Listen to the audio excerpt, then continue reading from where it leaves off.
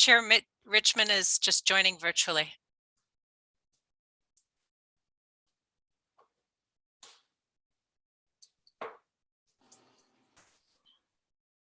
Hello, everyone.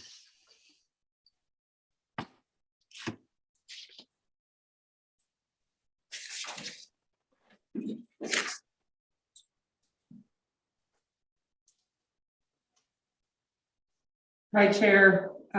We have the live stream up and running, so we're all good to go from our perspective. Thanks. Okay, thank you. Just give me 1 sec. I'm going to get my agenda back up.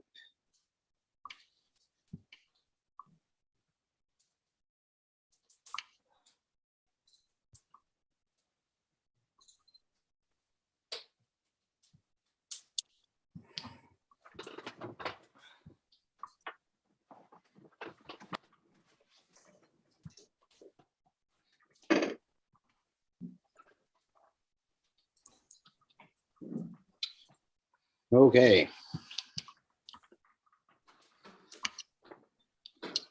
So 1 sec. Technical difficulties.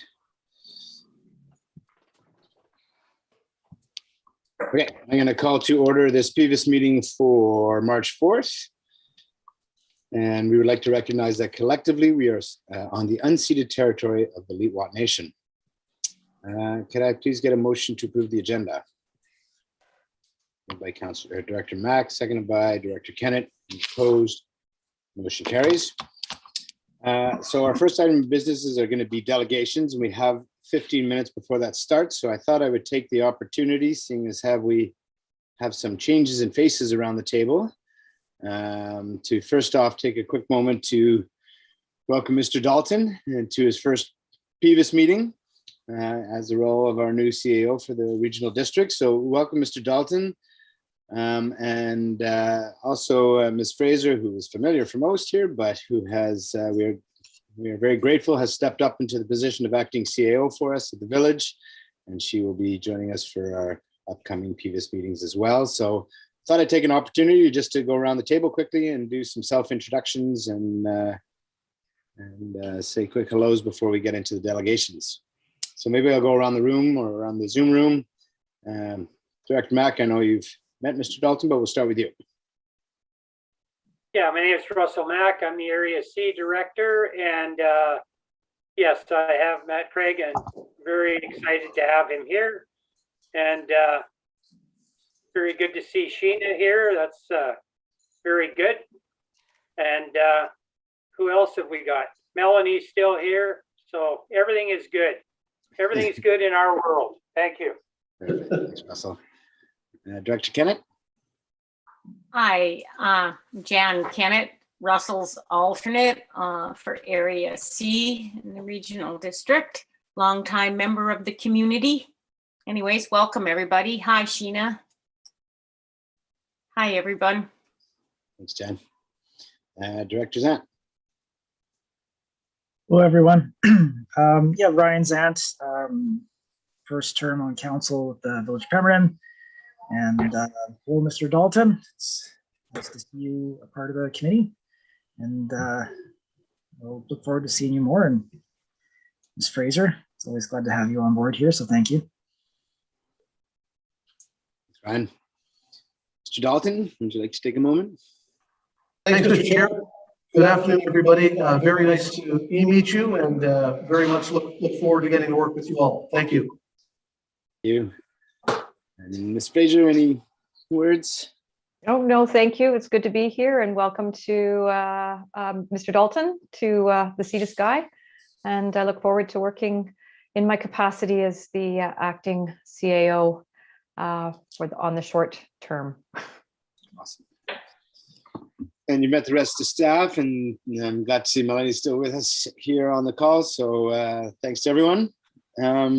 Maybe we can move through a couple quick items before our delegations start. Can I get somebody to move the consent? Would anybody like to remove anything out of the consent agenda? Seeing none, moved as presented. Director Mack, seconded by Director Zant. Any discussion? Any opposed? Motion carries. Any business arising from the minutes? Seeing none. We're on to 6.1, staff reports and other business, SLRD CAO verbal update. Mr. Dalton. Thanks, Mr. Chair.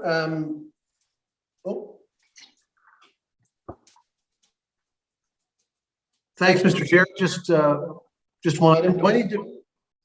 Sorry, through the chair, just CAO, you don't need to unmute yourself. We have the room microphone on, so you're Thank you. good to go. Thank you.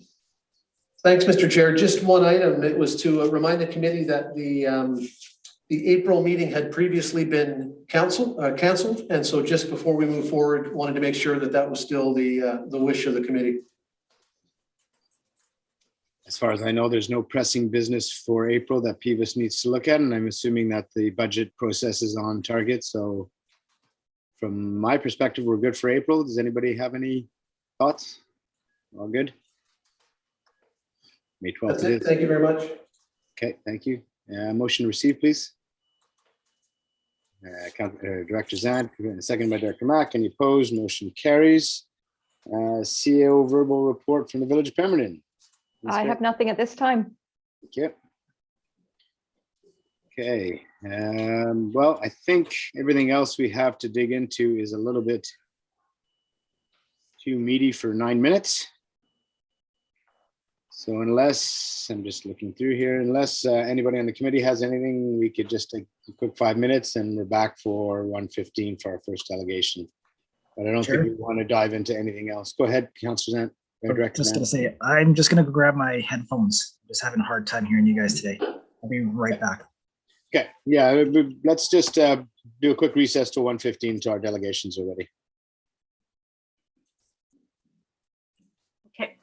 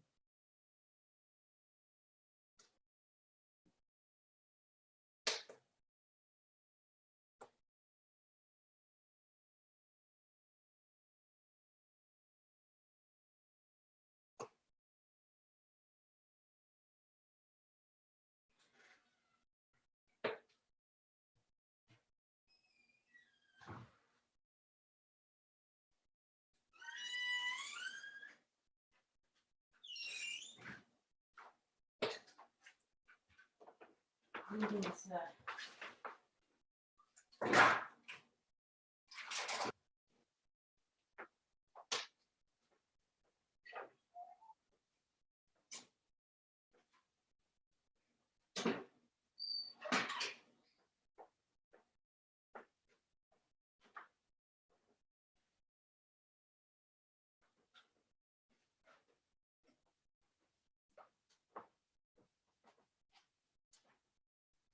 want some crackers and cheese or something, Goodman? No, thank you.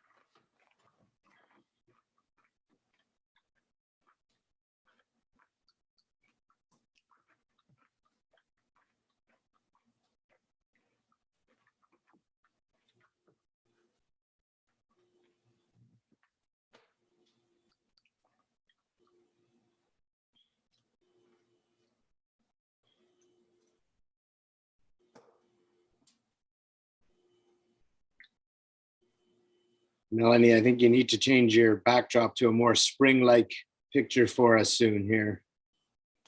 It's way too wintry. Will do, Chair. That is what it looked like this morning again, though. All right. Welcome to the frozen north, eh?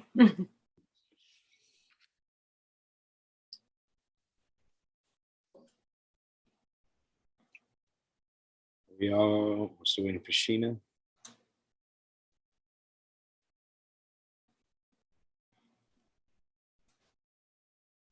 Okay, we're still recording, Kristen. We're good to go.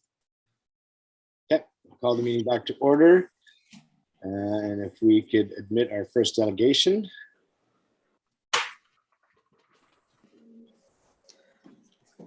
Nope.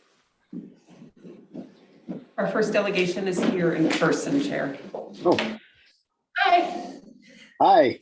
Thank you for joining us. We have, I can sort of see you there, Ms. Simic from the Permanent Search and Rescue Director Manager. I will turn it over to you for your presentation when you're ready. Thank you, Mayor Richmond. Thank you for having me. It's good to be here again. I think it's been about a year since I presented to the group, and I'm going to keep it fairly brief this year because I think most of you know quite a bit about our organization.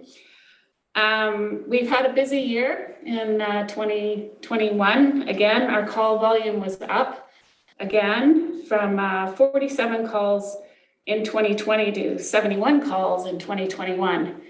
And actually 2020, our calls were down a little bit, but I think that was due to COVID and a lot of the backcountry being closed down. So just a few more stats there. In 2018, we had 44 calls. 2019, we had 62. 2020, we had 47. And then again, in 2021, we had 71 calls. So they're keeping us busy out there. Just a recap of the types of calls that we respond to. Overdue, missing, and injured people. We do mountain rescue calls, including mountaineering incidents, avalanche, crevasse rescue, also water rescue, swift water, flood, and ice rescue. Helicopter operations, which is the long lining in simple terms. Medical evacuations, and we also assist with motor vehicle incidents if they're in challenging terrain or in the water. That's just a recap of that for you. Our sources of income, as you know, we get this funding from the SLRD requisition that goes towards our operating costs. And that is very helpful for us for the day-to-day operation, keeping the lights on and heat on and the vehicles moving. We get task reimbursements from the province of BC whenever we have a call out. We get some funding back in a reimbursement format. Donations that come to us randomly and often after we've rescued somebody, their family or those people will donate to us for helping out. We also do fundraising events, of which the last couple of years, we really haven't done many of those at all. And then we have the provincial funding, which we've had for the past few years, and I spoke about that here at this table before. That's the funding that all SAR groups are receiving throughout BC, and they're provided for specific capital expenditures, not for operating costs. We can, however, use that funding for training as well. And having that funding over the past few years, it's enabled us to do quite a few improvements to our base and additional gear and equipment that really helps us be task ready and able to respond and help people in the backcountry when needed quickly and efficiently. Last year, we used that provincial funding. We replaced and added to our rope rescue gear quite a bit. And if you don't know, rope rescue gear and swiftwater gear is quite expensive to buy.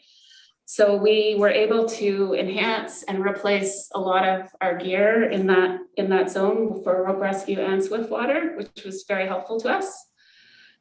We did a lot of training, as we usually do. We did mountain rescue training. We did the helicopter training, which is the long line training evacuating people out of the backcountry where access by ground is not an option. We did a lot of rope rescue training and recertification. We have quite a few more members who are now certified with rope rescue. We had quite a few before, but we've increased those numbers quite a bit, so that's great. And then a couple more people added to our Swiftwater team, so that was good. We also purchased a new ATV, and again, this is all with the provincial funding money.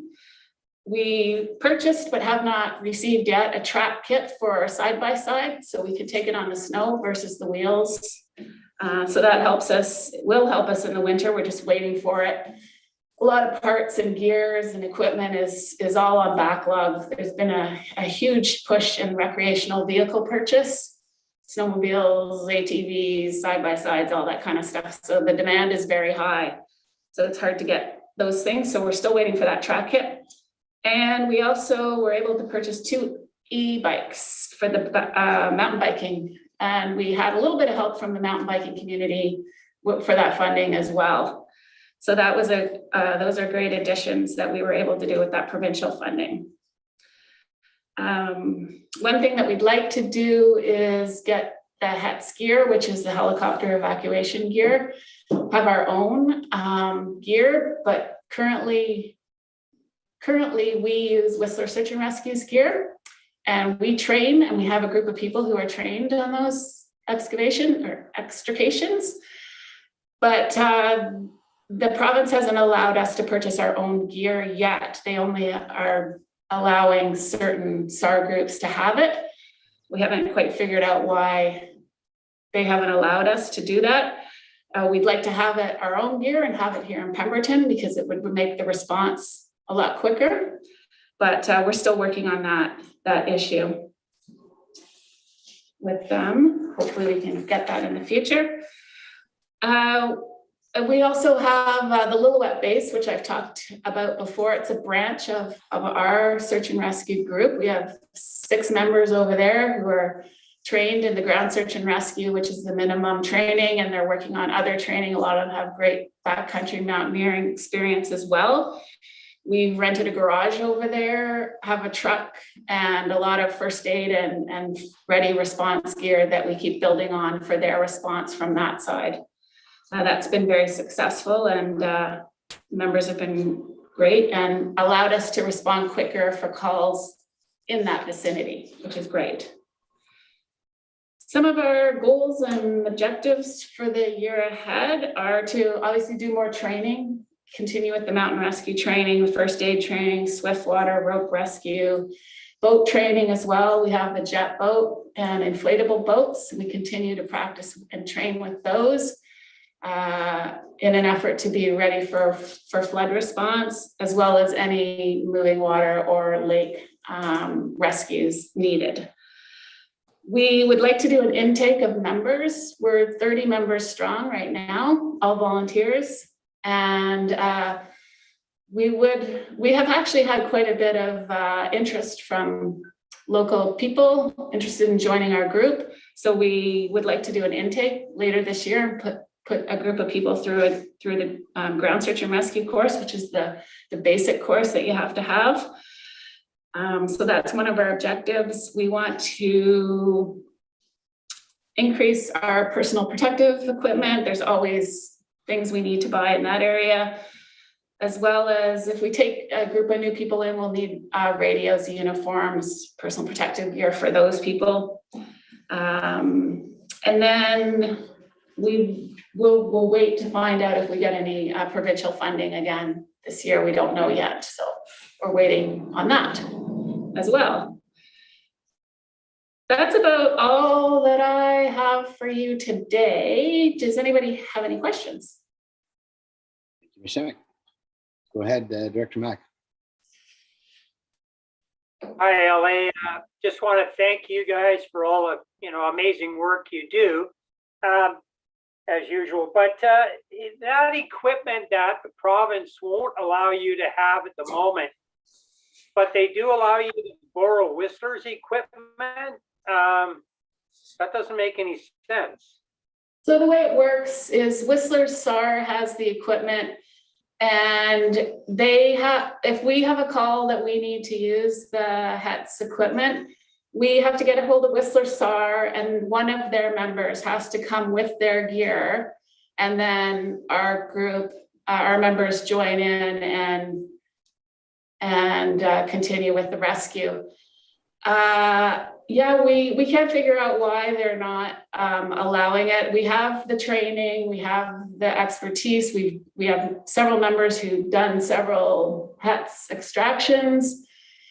They have not really given us a reason why they're not granting us that, but we're continuing to work on that with them. Okay, just one other question, if I could, on the same topic. Have you discussed this with our emergency coordinator, Sarah Morgan, at all?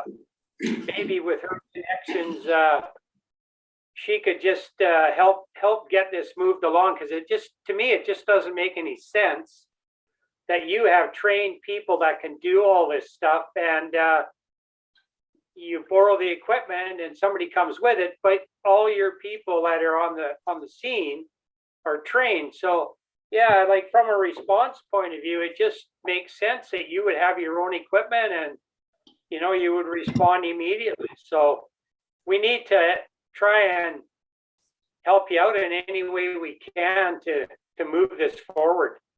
But thanks again, and you guys do a wonderful job, so good on you for all of that. Thanks.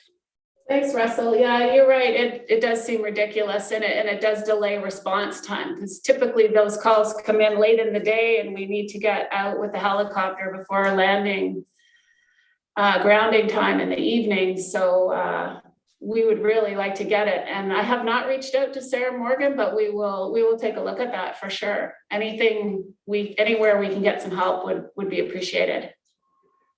Yeah, I was going to follow that up too.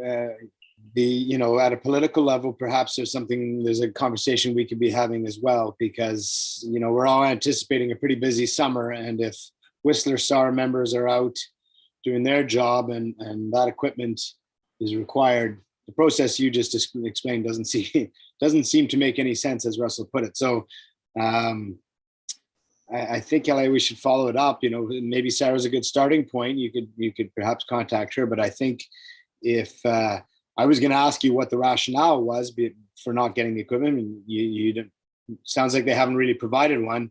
So I think it should be followed up. A rationale should be asked for, and perhaps a little political weight put behind it, and have a conversation to see if this equipment can be brought to our team here. Because as we know here, you guys cover a really big area and a really busy area all year, but especially in the summer. So it sounds to me like this should be part of your arsenal. So yeah, I don't know where we go from here, but as Russell said, follow up with Sarah, and if and follow up with us if there's a desire. I'm sure Russell and I would be happy to take this to a political level, maybe to our MLA as well if we need to. And similarly, you explained the funding process with the province. I'm hoping that it's not a clumsy process. I'm hoping it allows you guys to, I know it doesn't cover operating, but allows you to build your assets the way you need to. But if that's a problem as well, that's something that we should discuss, bringing to a political level as well. Go ahead, Director Kennedy. I was just wondering, Ellie, if what the numbers and how many incidents there was where you had to use the Whistler equipment and so on. It's I don't have the exact number with me, but I would say it's a handful for sure. Mm-hmm. Yeah, so it's a significant amount, I'm sure. Yeah. Yeah, it's a significant amount. It's, you're potentially talking about someone's life, so. Exactly, and I think it's a significant amount probably, that that you had to, you were maybe compromised. So that's always, interesting, right? To sort of to try and lobby is what I'm saying. So anyways, great job, you guys. I mean, thank goodness that we have such dedicated and well-trained folks in your organization. Thank you. Thank you for that. We really appreciate the support from you folks, definitely. And obviously you understand the urgency behind things with your comments, and we'll definitely reach out. Thank you. Councilor Zane, go ahead. Thank you. Thank you for all the hard work you guys do within the search and rescue group. It's very much appreciated throughout the community. So thank you. My question is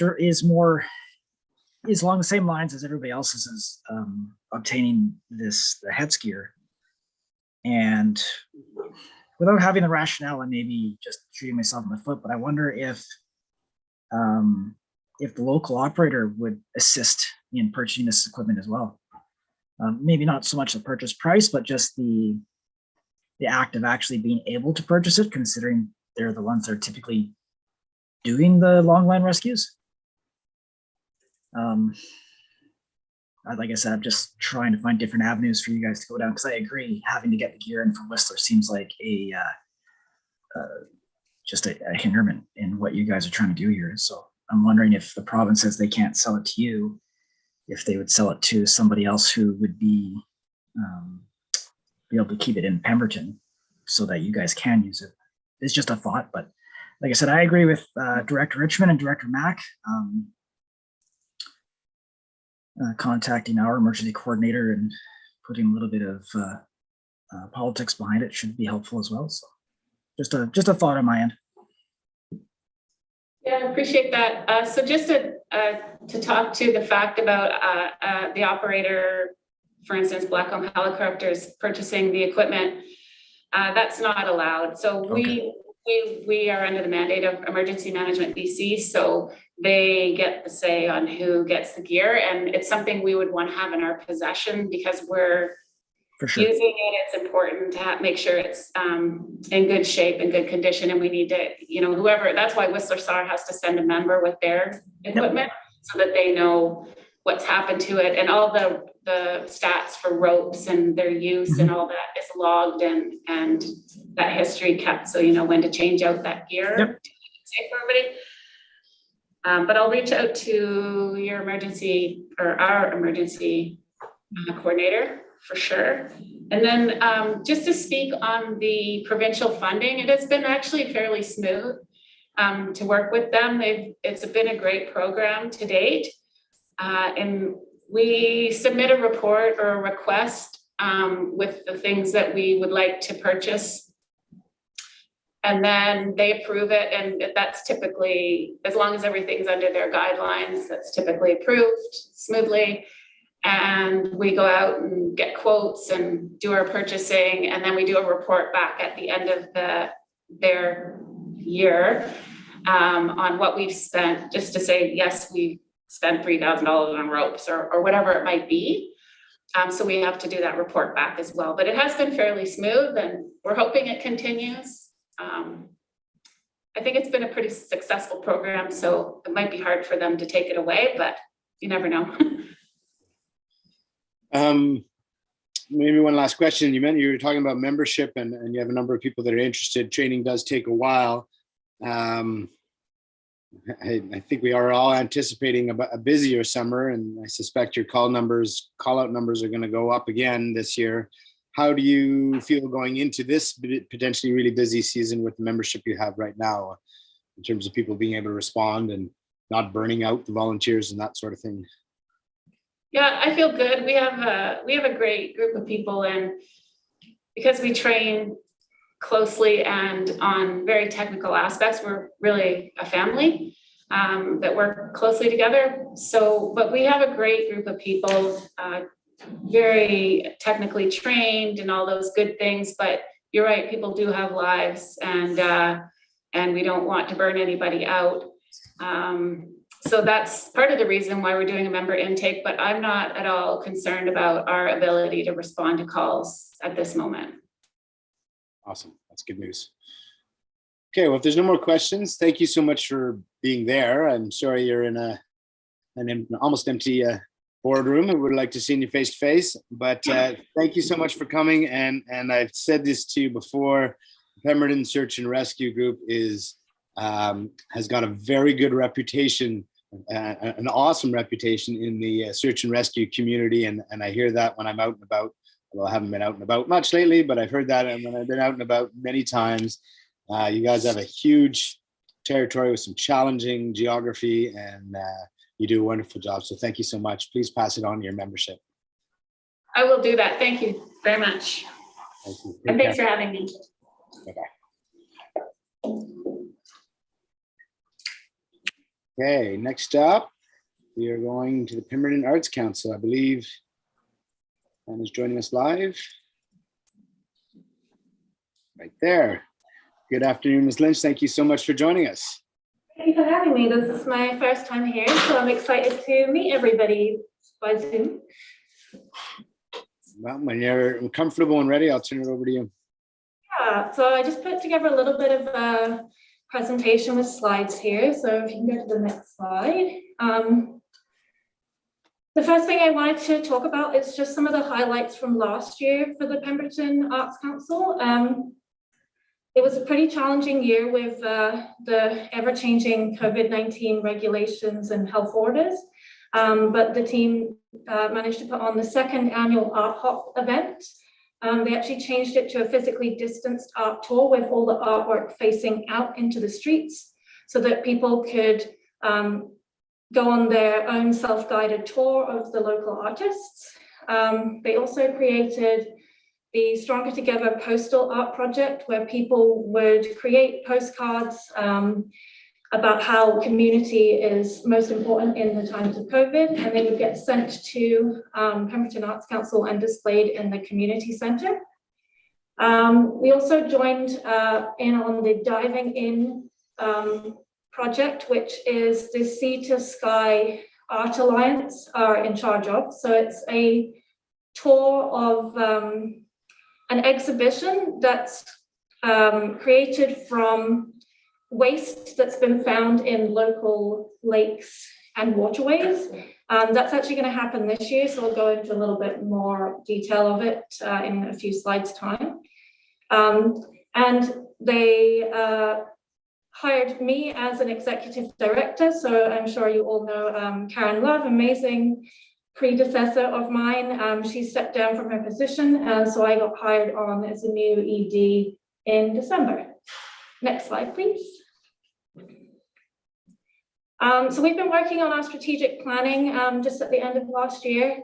Our mission is to foster a vibrant art scene by elevating our local artists and increasing community participation in arts in the Pemberton Valley community. Next slide. And our plan to do this is by developing strong partnerships with local government, businesses, and Indigenous leaders, growing local awareness of the Pemberton Arts Council and what we do. We'll do that by increasing our membership and our marketing strategies. We want to showcase local artists by creating unique Pemberton Arts Council programming with paid work opportunities for local artists, musicians, dancers, etc. And provide accessible arts programming and events for all of the local communities by having discounted free or scale pricing options for each of those events we put on. Next slide. So we just created our annual budget at the end of December, so I wanted to go through that a little bit. We actually have quite a lot of held over assets from 2021, not common, but what happened is Karen did a fantastic job of applying for a few different grants in 2021 that then had to be put on hold when the planned programming couldn't take place. So we plan on using those grants this year to put on that programming that had previously been planned. So 18,000 of that was a resilience grant from BC Arts Council. There was a 5,000 grant from BC Arts Council for festivals and 2,500 from Whistler Real Estate. We have the 16,000 there. That's actually this money that you guys give us for this year, and it's actually the 2021 money as well, as we only actually ended up receiving it in January in our bank account, so it got put into the 2022 budget.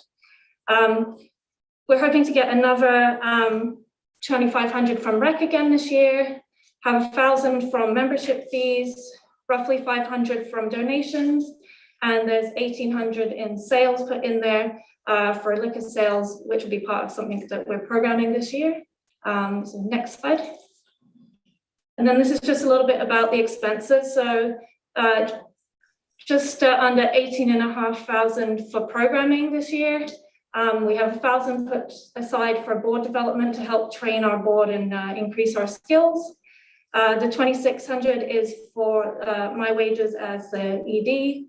And then we have 1,300, 1,100 for insurance, meeting expenses. There's some business fees in there. And communications is for our website. So our total expenses this year just over 49,000. Oh, sorry, not 1,000, 100. Our core cost is 29,613. So the money that we get from you guys that we're extremely grateful for largely goes into our core costs to help us be able to create the different programming each year that we come up with. Next slide. So what we're going to be doing this year, we have lots of fun things to talk about. The first thing we're doing is our AGM on April 28th. We hope to be bringing at least 2 to 3 new board members on to expand our board. It's currently at 5. We're hoping to get up to 8 minimum. We are going to relaunch our membership. So at the moment, the membership is exclusive to artists. We want to open it up to the whole community. Anybody that's interested in arts and events and culture, anyone that loves taking part in anything community driven should be able to participate and become a member. So we're going to have a new membership tier come in place that will be $10 for the year. And we're also going to create some new discounts and benefits that come with the membership to get everybody excited for the year ahead. Next slide. So we plan to create a mural this year. That's with the money that Whistler Real Estate have given us.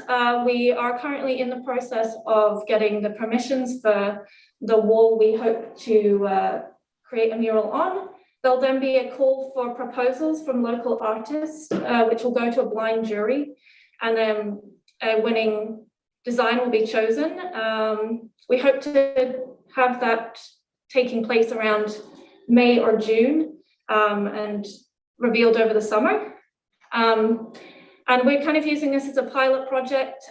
We're choosing a kind of fairly small wall space so that we can then apply for future grants in the next few years to be able to do more murals on other walls in the downtown area. We're also putting on a 2-day music festival. So Mountain Muse Festival is currently planned for June 25th and 26th, hopefully in the community barn.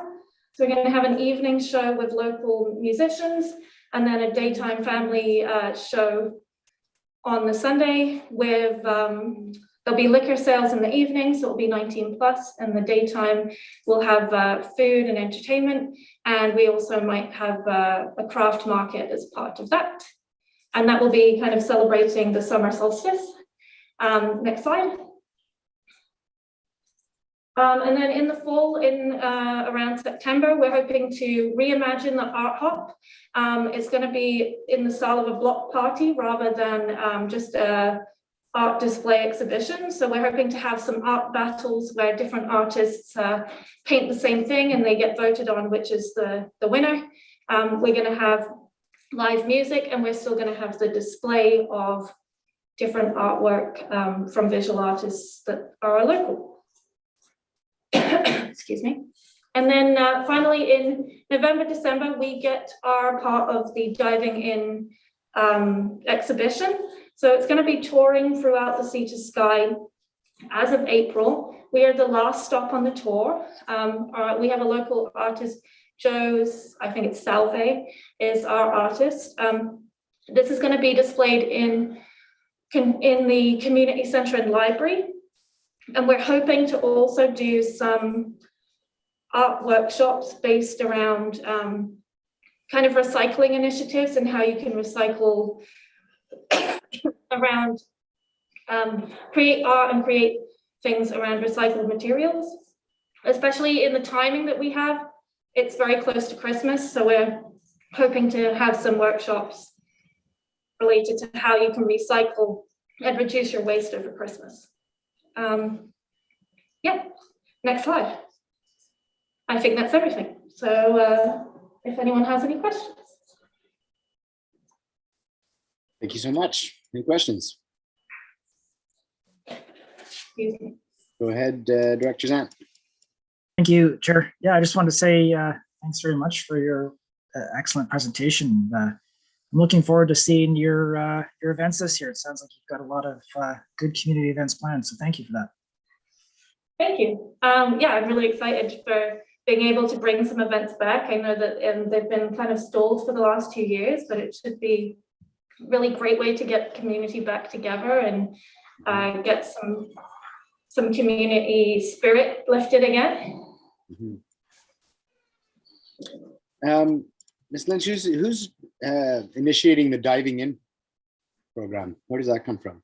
I think the initiating group was actually the Squamish Arts Council, but it's been kind of organized by the Sea to Sky Art Alliance that we are a partner with. So the different groups is Squamish Arts Council, Whistler Arts Council, Bowen Island, North Vancouver, West Vancouver, and Lions Bay. Oh, very cool. So they used, they cleaned up lakes throughout the Sea to Sky last summer, dredged them of all sorts of unusual garbage and waste. And then that waste got divvied out between 11 different artists who have been working on making artwork with it since, I believe, November. Yeah. And I think the first stop is North Vancouver Squamish in April. Amazing. Any other questions? Seeing no other questions, thank you for being here today. And like you mentioned, and Director Zant a little bit, I think everybody's very hungry for the activities you're working on right now. And I know we're all looking forward to art and music in the streets and the park and the barn. And so bring it on, and the more the better as far as I'm concerned at this point. So thank you for bringing those riches to the community this summer more than ever. We look forward to it. Thank you for having me. We really appreciate all the funds that you have provided. It goes a long way into helping us be able to put on these events. And yeah, our main goal is to get as many people involved as possible and make it affordable for everyone in the Pemberton Valley, not just in Pemberton itself. So yeah. Please let us know if there's any other way we could support you with these events. Perfect, I will do. Take care. Oh, sorry, Director Kennett, I didn't see your hand. Oh, I was just going to ask, I just have appreciated so much Levi's work on some of the mural work that's out there already. And I'm just wondering if it was your organization that spearheaded that. I actually believe, I think for the hydro boxes, it would have been Village of Pemberton that spearheaded that part. Yeah. There is definitely discussion of whether Levi will be able to help with the mural project in the future. Right now, I believe he's doing a master's degree in New York, so he's definitely got this plate. But we have been discussing with Sue Adams and Pemberton Valley Supermarket that the potential of doing a larger wall in the years to come there, and potentially seeing if Levi could be involved in that. Right. I think it's wonderful. And I think the arts are so important. It creates such good balance in a community. And thank you for all your hard work. So yeah, looking forward to the programs coming up. Thank you. And I just wanted to add one quick note about the budget. The budget that we have is based on what we already have in the system. We're still applying for other grants. I have a application for an arts impact grant in at the moment for 2,500.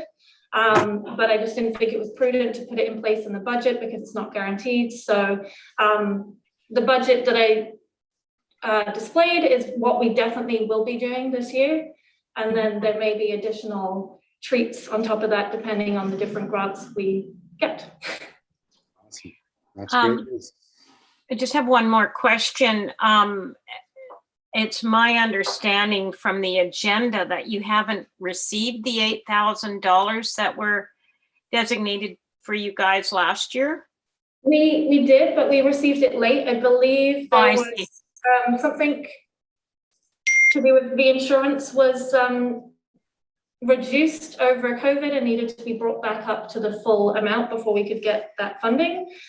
So we did receive it, but we received it in, I think, late December and put it into the account in January. So we have got it.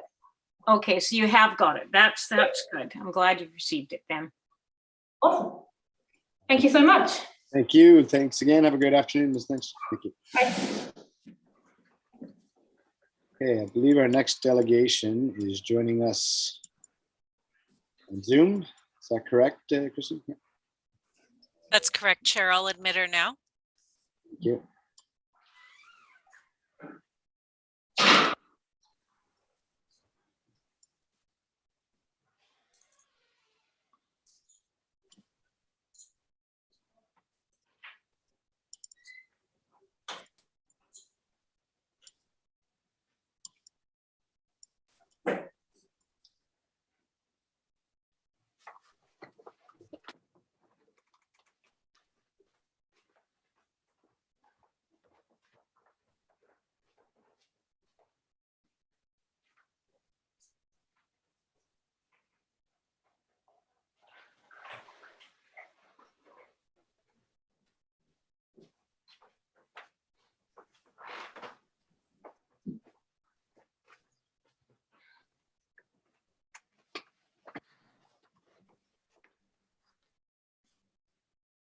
We having tech issues?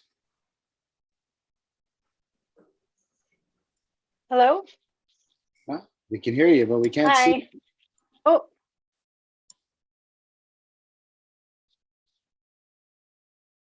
There you are. there we go. All right. Hey, good afternoon, Ms. Elway, Chair of the Pemberton Child Care Society. Thank you so much for joining us. I'll turn it over to you now that you're here. Thank you. So I'm here reporting on the funding we received from the Pemberton District Initiative Fund to assist us with the annual Christmas Bazaar at the Community Center in December. The Society is very grateful for the funding that we received from the PDIF. This did assist us in our ability to run the annual Christmas Bazaar this past December by offsetting the costs of the event. With the restrictions and occupancy limits that were put on us to run the event at the community center, we were a bit limited in our abilities this past year. So again, we're very grateful for the funding.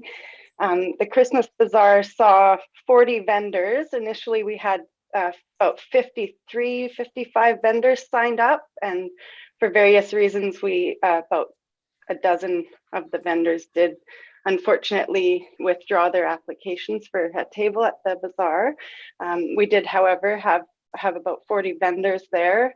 Hundreds of community members came through our doors, and there was a real excitement in the air with people being out and about and being able to take part in an event like this. So it really was a nice way to close out the year for a lot of people, I think, and especially our vendors who got the opportunity to see their customers in person and talk to each other.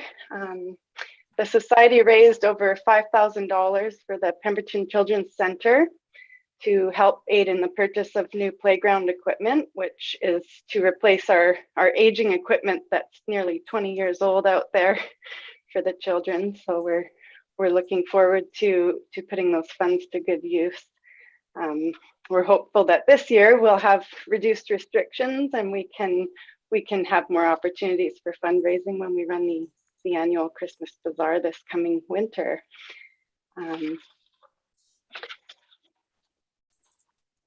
So we'd like to take additional opportunities, you know, such as running a 50-50 draw, doing some draw prizes this year, maybe getting a silent auction set up. Just a few ideas that we have to make the event feasible to run for us. Pretty much my presentation. If there's any questions, I'd be happy to answer as best as I can. Thank you for that, Ms. Elway. Any questions? Director Mack. Yeah, I just wanted to say thank you for everything. The equipment that you're talking about replacing, where exactly is that located? That is located in the outside fenced play areas that the children play on when they're outside. One of our climbers, we actually needed to take down before the winter because it was getting to such a point of decay that we needed to pull it down for safety. So the preschool classroom currently doesn't have any climbers outside in the yard there. So we are working on raising funds to replace especially that one, and then do some upgrades to the 2 to 3 year old classroom equipment in the playground as well. You know, that's really good. And as far as funding goes, you might want to just send me an email just to let me know, how much funding you need, because I know there was money put towards that previously. So anyways, over and above this PDIF fund. So yeah, I think it's really good, and we need to make sure that equipment is always sort of top notch and safe for everyone to use. So thanks for that. Absolutely. Thanks very much. Thank you. Any other questions or comments? Seeing none, thank you for, go ahead, Director Zane. Sorry, Mayor Richmond. Yeah, just a big thank you to Danielle and your staff and the board at the Pemberton Children's Child Care Center. The work you and your staff do is amazing and really sets the kids up for elementary school, and the values of your daycare are shown throughout the community. So thank you. Thank you.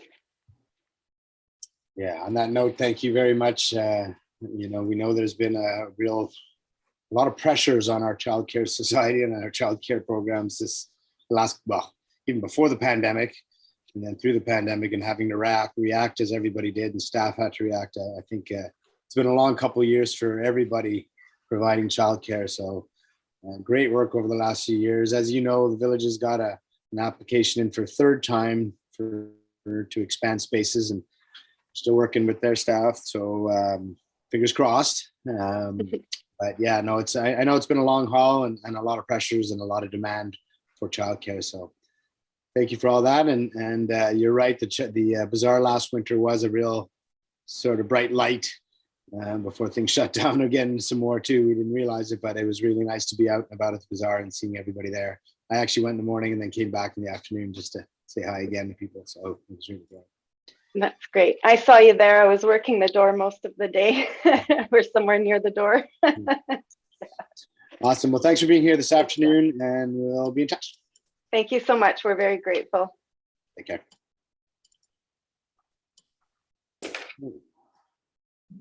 So everybody's good. We're going to jump back into the agenda, and we are on 6.3. Request for decision 2022 rec services draft budget. So admit some staff.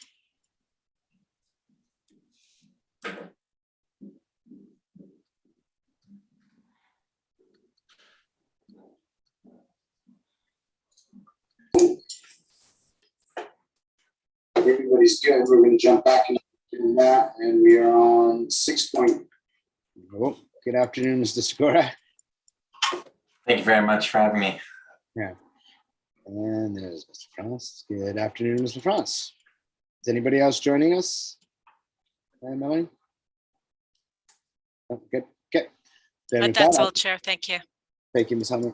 Go ahead, Mr. Sikora, take it away. Thank you very much. Today, I wanted to talk about the PVUS 2022 Recreation Services budget. I've presented a bit of a couple of appendices as well as a couple of notes. If anyone would like to follow along, I see that those are found as a link in section 6.3 of the agenda. But I won't initially be going into any of the details and require you to follow along. So as those that may recall from our last discussion of the Q4 results, certainly the Pemberton and District Community Centers continue to be impacted largely by COVID-19 impacts. Try to reflect that in consideration of the budget, but largely take a optimistic view going forward in the 5-year plan. So a couple of items that I did want to touch on just in presentation of the budget and in terms of what's included. I'd like to thank Ms. LaFrance for her discussions and support in discussing and aligning generally the presentation of the reports. Tried to make this as streamlined as possible, as there's slightly different presentation and timing between the Village of Pemberton and SLRD. I would highlight that all of the actuals presented for the 2021 actuals, as you see in the appendices, are still unaudited, as 2021 year end is not complete for the Village of Pemberton. Throughout the budget, really tried to be considerate of some of those COVID-19 impacts. There hasn't been a normal year for the last several, but we've also observed a lot higher inflation. December's BC CPI rang in at 3.9%. We've considered that throughout, and where possible, tried to be more aggressive in savings and realistic as we can to demonstrate those savings. So I also thank Ms. Burns in her review and preparation of the budget. So 3.9 is shown throughout for the 2022 budget. I would highlight, though, that for the 5-year plan, we took a more conservative view of expected inflation and much more similar to prior years, reflected a 2% per annum increase through those last years of the plan. Also, I would like to highlight in the later half of the year, the completion of both the second soccer field, the connection with BC Hydro of the lights, and the build of the bike skills park at Denduff Park has been reflected and is shown as an increase in the 600005 cost center. So the increased costs to operate those services and facilities, cutting the lawn, maintaining, taking out the trash, etc., reflected in that budget as well. So you do see a bit of an uptick, which is then normalized through the 5-year plan. So in terms of what's covered and what's organized, again, we've reflected the 2021 actuals across five cost centers, and then presented everything with the consolidated budget found on pages 6 and 11 of your package. So we've included the Pemberton District Community Centers, 6001, the Meadows Fields, the Youth Center, Gates Lake, and then finally what was previously the Pemberton Fields. We've introduced, as I mentioned, the bike skills park, and we'll be proposing to go forward with just naming that cost center the Denduff Park to reflect that increased service at that area. Additionally, I'd like to highlight that a number of capital projects are included throughout the budget as well for this year. So through the community center, the fitness center equipment, the basketball court, which includes an increase for the CPI factor, along with the entryway and accessibility project, a small provision for that. Those are reflected as a capital line item for the community center. Capital line items for the youth and senior center include hardscape landscaping, as well as HVAC upgrades, some of that aging infrastructure. And then lastly, for the soccer fields, the purchase of 6 soccer nets, just 2 standard size and 4 small. So I guess, I don't know, perhaps Chair, if you want to provide any direction or appetite to review any of the items, or whether we open it up for questions. I'd love to do that, but ultimately after, I would love to recommend that the committee approve the 2022 recreation services budget as presented. Thank you, Mr. Sikora. I'm happy to open it up for questions now. If any of the committee would like to dig deeper into some of the budget lines, we can ask those questions, unless there's any other highlights you wanted to hit, Mr. Sikora, but I will open it up for questions. Go ahead, Director Zane. I was just going to say, don't see any questions, so make the motion to move as presented. Okay. There's a seconder, Director Kennett. I just have one question. I'm a little bit concerned. Well, just about the 3.9%, like, do you not feel that it might be even more this year? And in the years to come, I'm just thinking, you know, everything is just, seems to be just skyrocketing and. Yeah, it's an excellent question. I think that it's one where we've historically used that metric as a driver. I think that some of the cost savings realized through lower activity are certainly a pressure in future years. You know, definitely the hope and the optimistic view is that people come back and continue to enjoy the services and facilities, and definitely that will put a demand, you know, on and anticipated cost increases. I think, though, in reviewing a number of the larger contracts, like, you know, between our contracts and maintenance line items, I think that, you know, the planning that the team's done to work with contractors, being proactive and not expecting any material increases from some of those vendors that have been quite stable, I think give me comfort in presenting with those numbers that we see here. That said, going forward into the 5-year plan, I don't have a strong confidence in any sort of inflation number, and I think the 2% is prudent at this time. It's a very macro problem, and whether inflation is transitory or whether some of the measures taking place help bring that down, I don't know. But I think at this point, my best assessment would be that CPI factor for this year and 2% for the subsequent 4. Well, thank you for your hard work and all of this budgetary process. And yeah, I think we have a well-run facilities and so on, and everybody does their best. So thank you for that. Thank you, Director Kennett. Were you seconding Director Zan's motion to approve the budget? I'll second it, yes. Further discussion?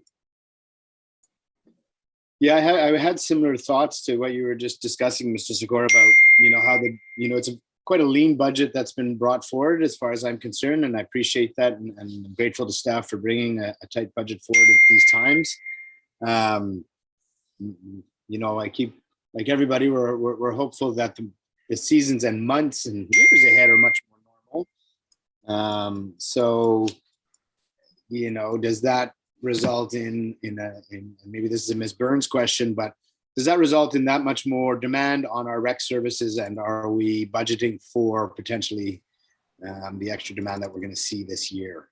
I know it's a hard one to forecast, and again, I'm grateful for a lean budget, but I want to make sure we're ready to provide the services we can if the demand ramps up as it might.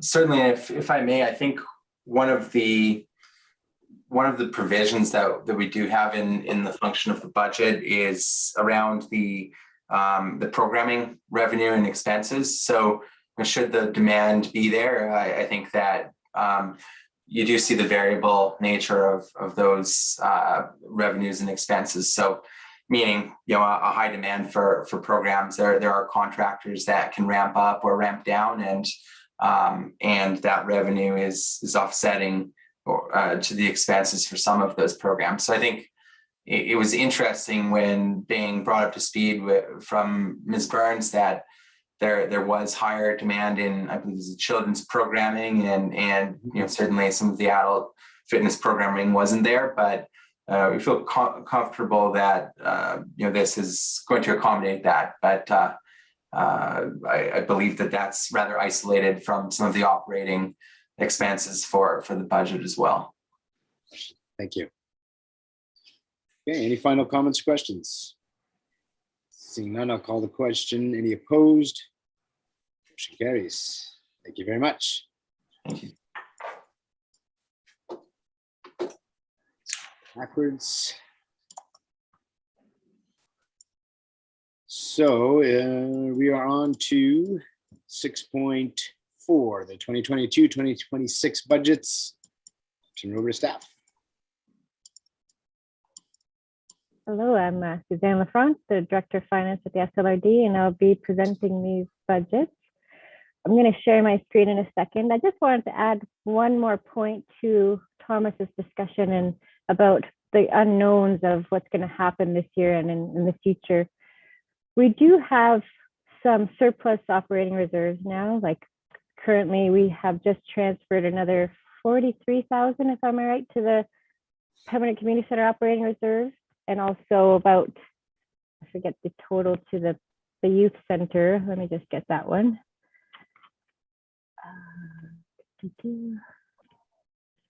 So the youth center, we transferred in 64,000 for operating surplus reserve.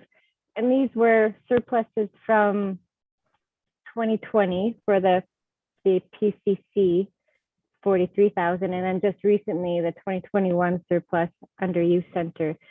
So because we had such low expenses while the pandemic was happening, we've been able to transfer some to reserve. So there is some reserves for any kind of additional expenses that we might not have anticipated.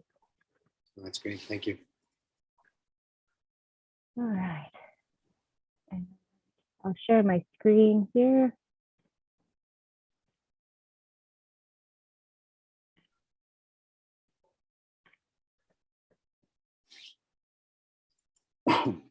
All right, so this is just the first page of my package. And it just describes the assessment values. We've already gone through these, but I just keep them on just in case there's new eyes looking at these agendas and are curious about the assessment values.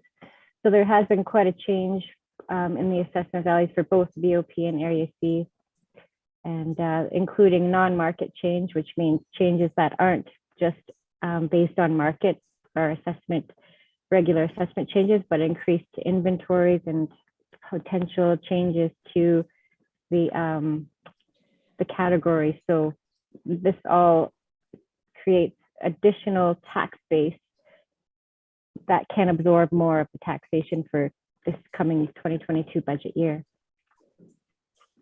So there are already two services approved at the PVUS table, and that was the Pemberton Museum and then the Area C Cemetery. So I won't be going over those two. They have remained the same as was presented previously in February. But we will be going over this list. Most of them haven't changed, so we'll be able to just review really quickly. But the Pemberton Rescue Service, the Pemberton Search and Rescue, Pemberton Refuse, and Pemberton TV, and I won't list them all, but they're here for your review, and we'll get into those in a bit. For the Consolidated Tax Requisition Review, Based on the current available budget, and the tax requisition just has increased $83,892, which is a 3.6% increase. However, due to the assessment changes, the residential tax rate is still set to decrease further for the tax rate per thousand. So what that means is per thousand of each home's assessment, they should still see a decrease in their taxation, slight decrease. And what if everything else remains equal? So if your home went up the average, you would still, this would be pertaining to you. If your home went up, was assessed extra or changed above or below the average, you'll see an increase in taxation beyond this. So potentially, if everything is even, a $1 million home would see $140 less in their taxation in 2022. And that's also, you know, it changes with each individual assessment though. So I'm going to jump right past these notes because I did add these notes into each individual budget information sheet. So you won't lose these notes, but, and here's just this page shows the requisition amount and the changes per service and the total estimated change. So this is per $500,000 assessment down below here. So $70 per 500, which is the 140 per million that I just spoke of. It should be a reduction. And then the Pemberton Fire Rescue Service. This is based on the Village of Pemberton's request. And so this year it's up to 96,611. It still is a reduction in the tax rate, as you can see, based on this estimated residential tax rate per thousand. And that's due to the assessment changes. And so this is just a simple budget. It's one line item that's supplied to the Village of Pemberton for the service. So any questions on this Permanent Rescue Service budget? I can't see everybody on the screen. So if you have a question, just say your name. I don't see any, so we'll go to the next. So this is the Permanent Search and Rescue Service. And they've requested the same requisition as per last year. You'll see the tax rate does decrease here. And this is as per the society's request. So it's another simple budget where it's just one line item funded to the society for their operations for the year. And any questions on the Permanent Search and Rescue budget?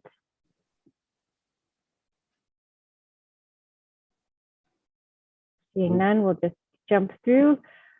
There is the alternative where we can approve each budget as I go through, if that's better, or just approve the whole item as, you know, as we finish the discussions. What would the PVUS committee prefer?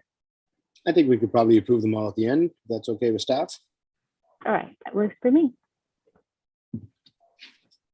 So the Permanent Refuge Grounds is the next budget to discuss. And this one did change pretty significantly from what you've seen previously in terms of the tax requisition. So to get this budget, in order to have the 2022 and the 2023 requisition under the current maximum, I adjusted a little bit of the temporary borrowing, so the short-term 5-year borrowing. So I'll stay at this page for a bit. So the requisition for 2022 is now $491,746, which is 104.6% increase over last year's requisition. However, the tax rate has only increased 70%, where $1 million home would pay $170 for the service. So relatively speaking, it is still affordable in terms of what our other transfer stations are. And considering it'll be a brand new transfer station with brand new contracts, we have estimated the contract cost based on what the staff has been able to decide as potentially a little bit higher than what we would normally have as a contract cost. But anyway, so the other addition to the service was software cost for $6,261 and hardware cost for the computer and printer and all the peripherals for $2,500. We could probably use some of the monitors we already have in the office and things like that, but that's just an estimate for now for the additional costs. And of course, the new transfer station is going to be completed in 2022, and we still have the long-term borrowing that we already have approved that will be completed in 2022 as well, and that's $811,000 will be borrowed. And so as I mentioned, the short-term borrowing now was at $400,000 in the last review, and now I've decreased it to $260,000, which is just what we need in terms of the fixed asset cost. So in terms of the construction cost of the new transfer station, that's exactly what we require. So there's no additional borrowing right now in 2022 for the operational side of things, and that's why you see the increase in the requisition.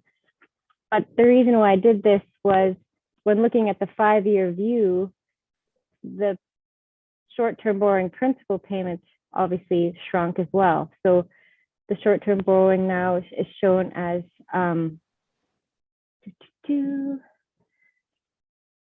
$64,000 a year starting in 2023, which used to be $80,000 a year.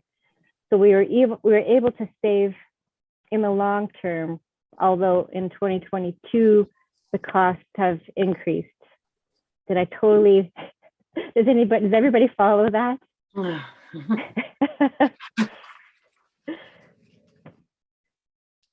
So it's more of a long-term view now where I'm trying to make sure that the service is affordable in the 5 years. Unfortunately, in the 2024 year, we are still over the maximum requisition. So this year of $563,378 is still over the current maximum requisition of $547. But assessments are still apt to shift. And so there's more time to review the service for the future taxation needs, if that makes sense. So I'm kind of, we're trying to look at a 5-year view that makes sense for the service.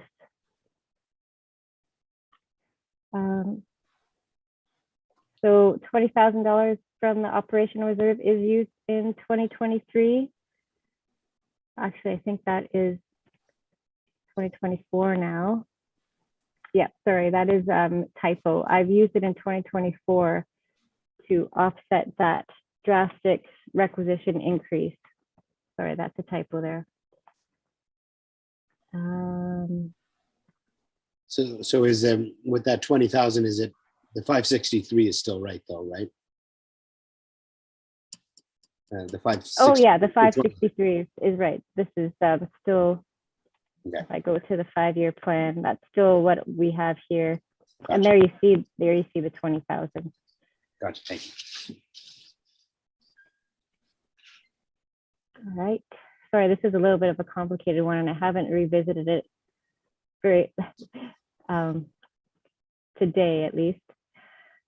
So we do still have a transfer to capital reserve of 20,000 each year, and it is a requirement for asset management practices to have this transfer to reserve.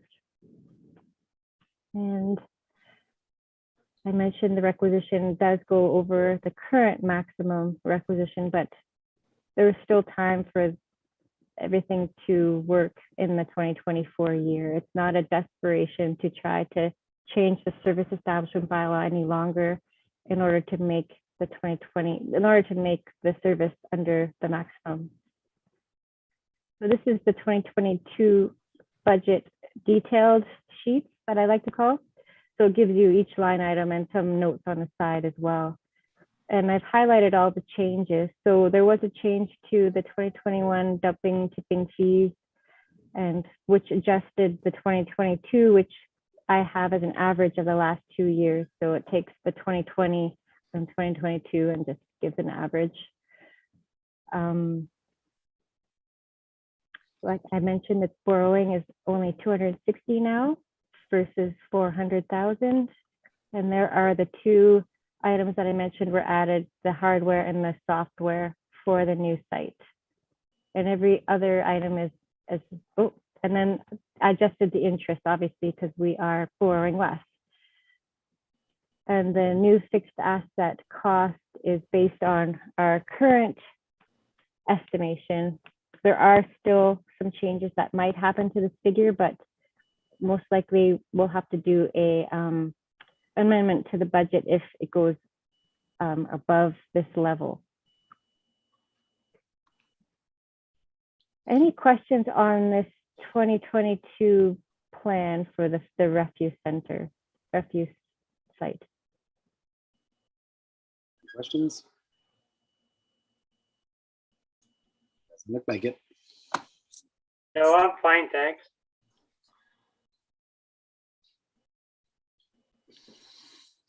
So the 5-year plan is also displayed, and as I mentioned, the 2024 year could be an issue, but we don't know the current contracted cost. So this is an estimate for this new site as well.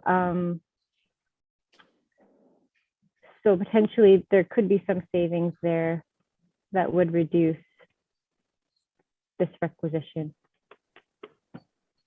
Ms. LaFrance, when you talk about the fact that in 2024, we will need to increase the requisition depending on how non-market change and assessments change between now and then, and recognizing that it takes a while to make that requisition change, how much do you forecast ahead? Like, how are you able to, you can look at this year, or how far ahead do you forecast before you say, okay, we better start the process of increasing our requisition?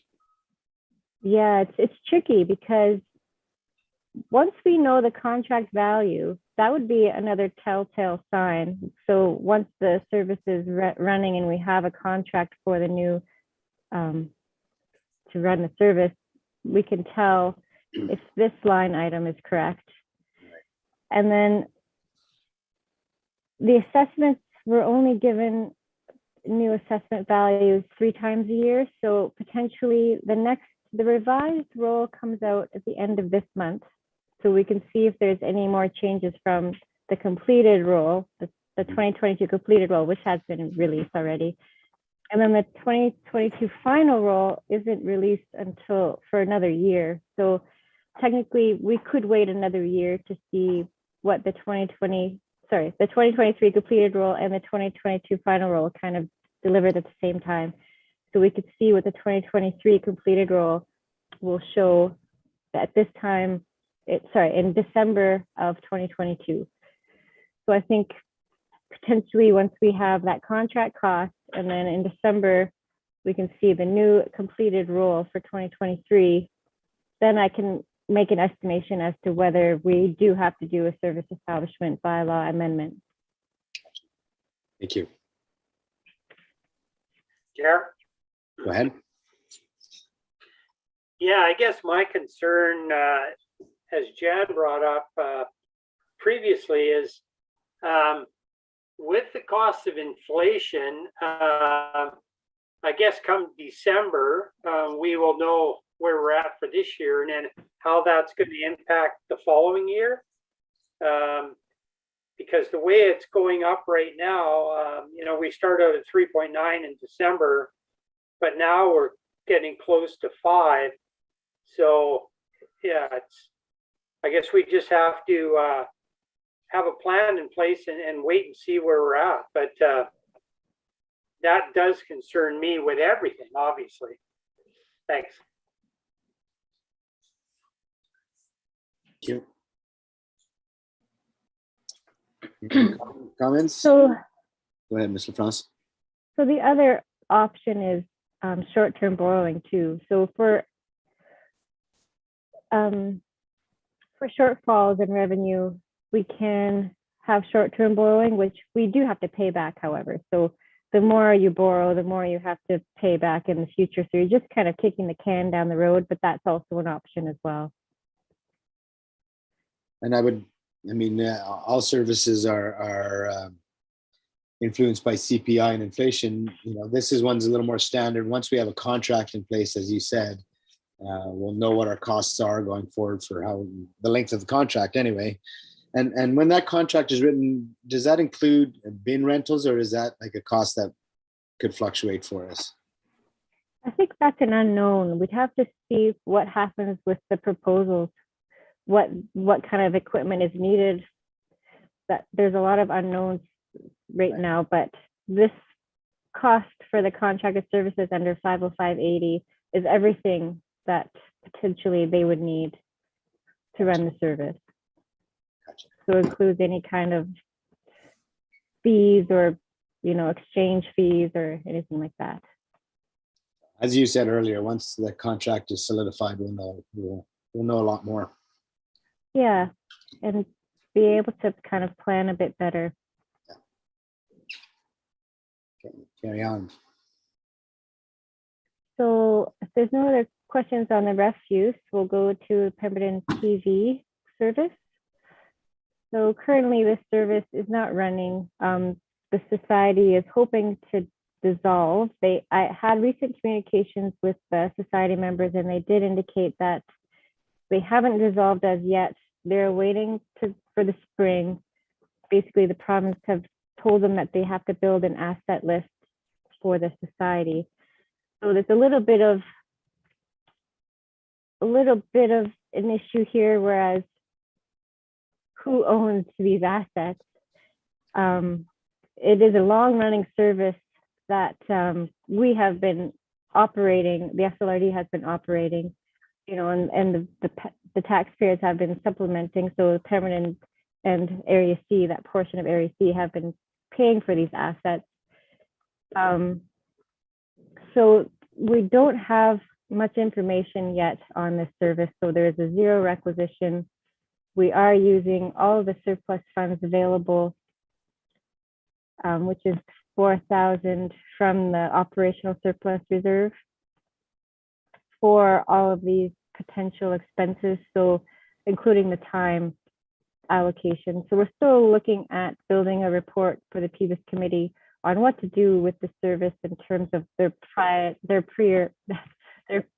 previous request to the staff. So unfortunately, I don't have an update on that, but the requisition for 2022 is set to be zero while we figure out what to do with the service. Thank you. Questions on that? All right, seeing none, we'll move along. All right.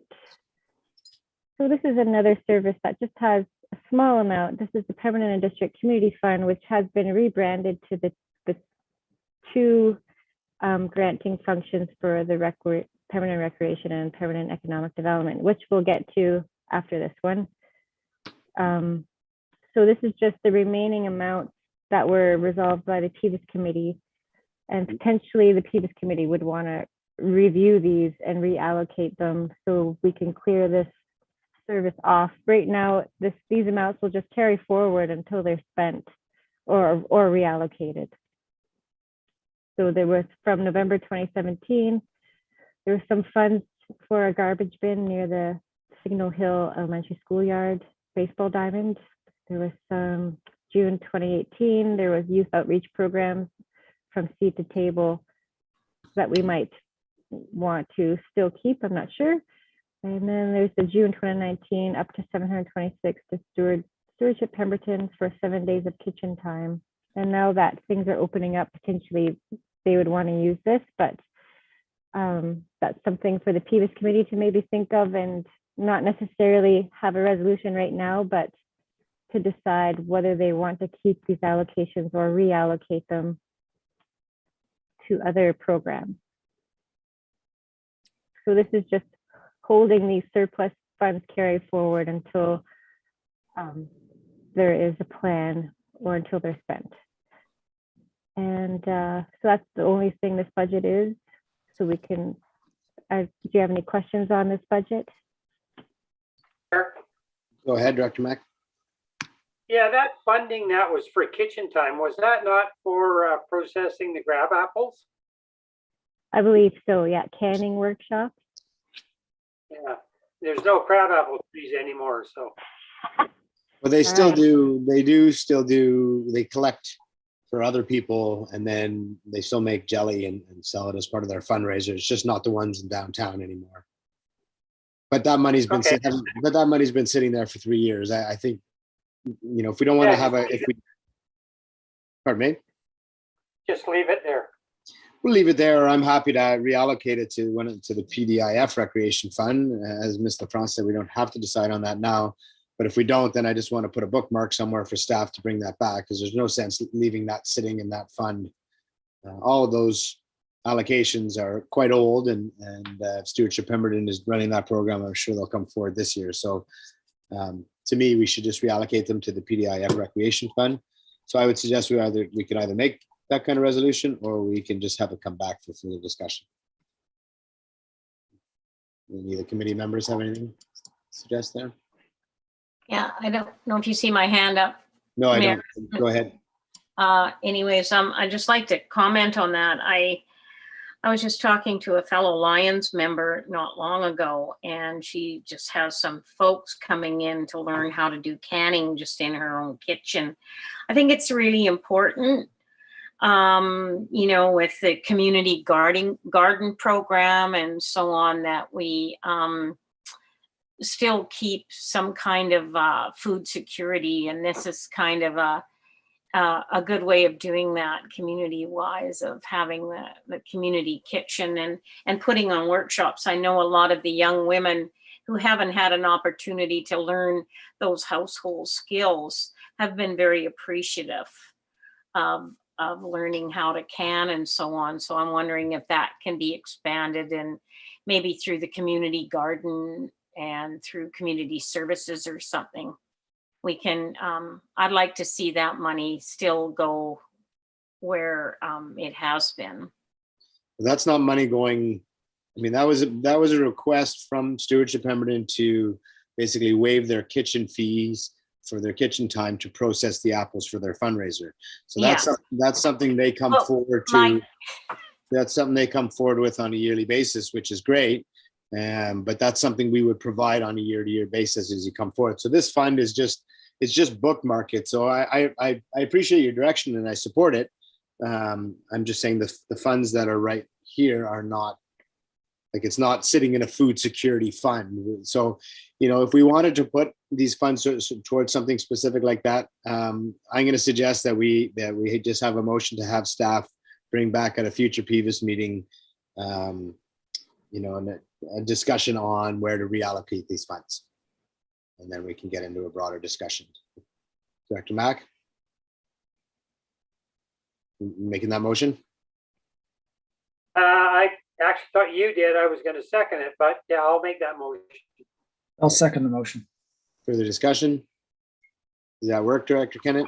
I can't see you, so I just want to make sure we're good. Yeah, I don't know. I'm here, I think. I don't Oh, know. you're here. It's just with the screen sharing, I can't see everybody. Yeah. Okay, anyone opposed? Motion carries. Go ahead, Director LaFrance. Right. I'd just like to mention about these funds that there was a report to the PVUS committee concerning these, and I don't know what the results of that report was, but the other point to make is, because this service area isn't 100% the same as the recreation fund, the new fund service areas,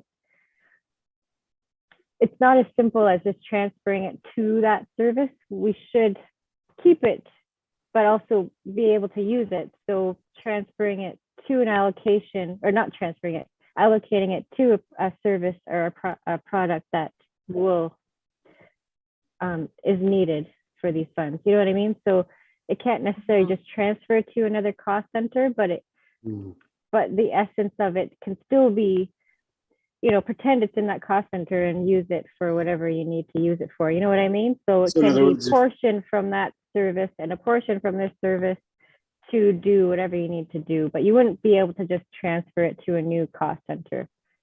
So in other words, if an application came forward for whatever, be it kitchen time or some sort of food, whatever it is, we can, instead of directing it to the PDIF, we can look to this fund and allocate out of here.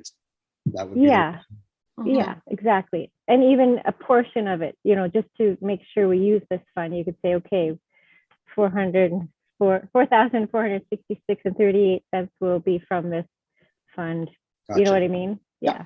Yeah. It could be as simple as that. Great. Thank you. That's helpful. Okay. Thank you. And so we'll go to the Pemberton District Community Center, which, Thomas Sikora from the Village of Pemberton did provide a lot of information on already. So this is the consolidated view of all of the different service areas in the terms of requisition for this budget. And the 2022 taxation is less than the 2021 request. Obviously, the tax rate has gone down as well. And I'll go into the Pemberton District Community Recreation Center. So this is a portion of that. This is the consolidated view I just showed, and now it looks the same, but it's just the Pemberton District Community Recreation here. And so this has reduced as well. And basically, this budget shows that same amount I just described in the requisition. There was quite a bit of surplus, which is mostly for the assets that weren't spent. So we didn't receive any 2021 fixed asset requests from the village. So those all will transfer to the 2022 budget.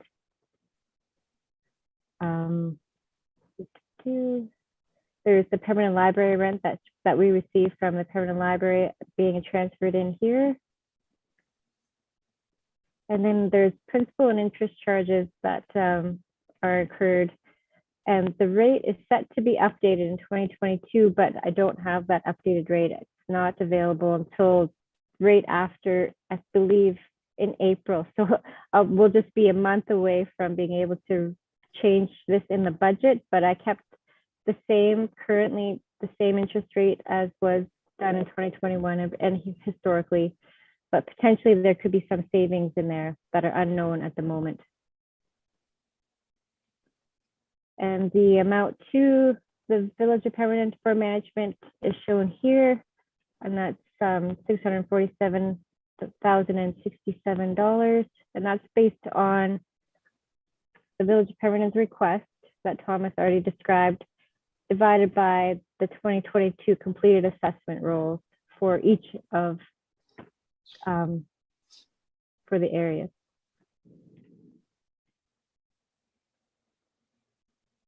Is there any questions on this one budget, the Pemberton District Community Rec Complex? Any questions?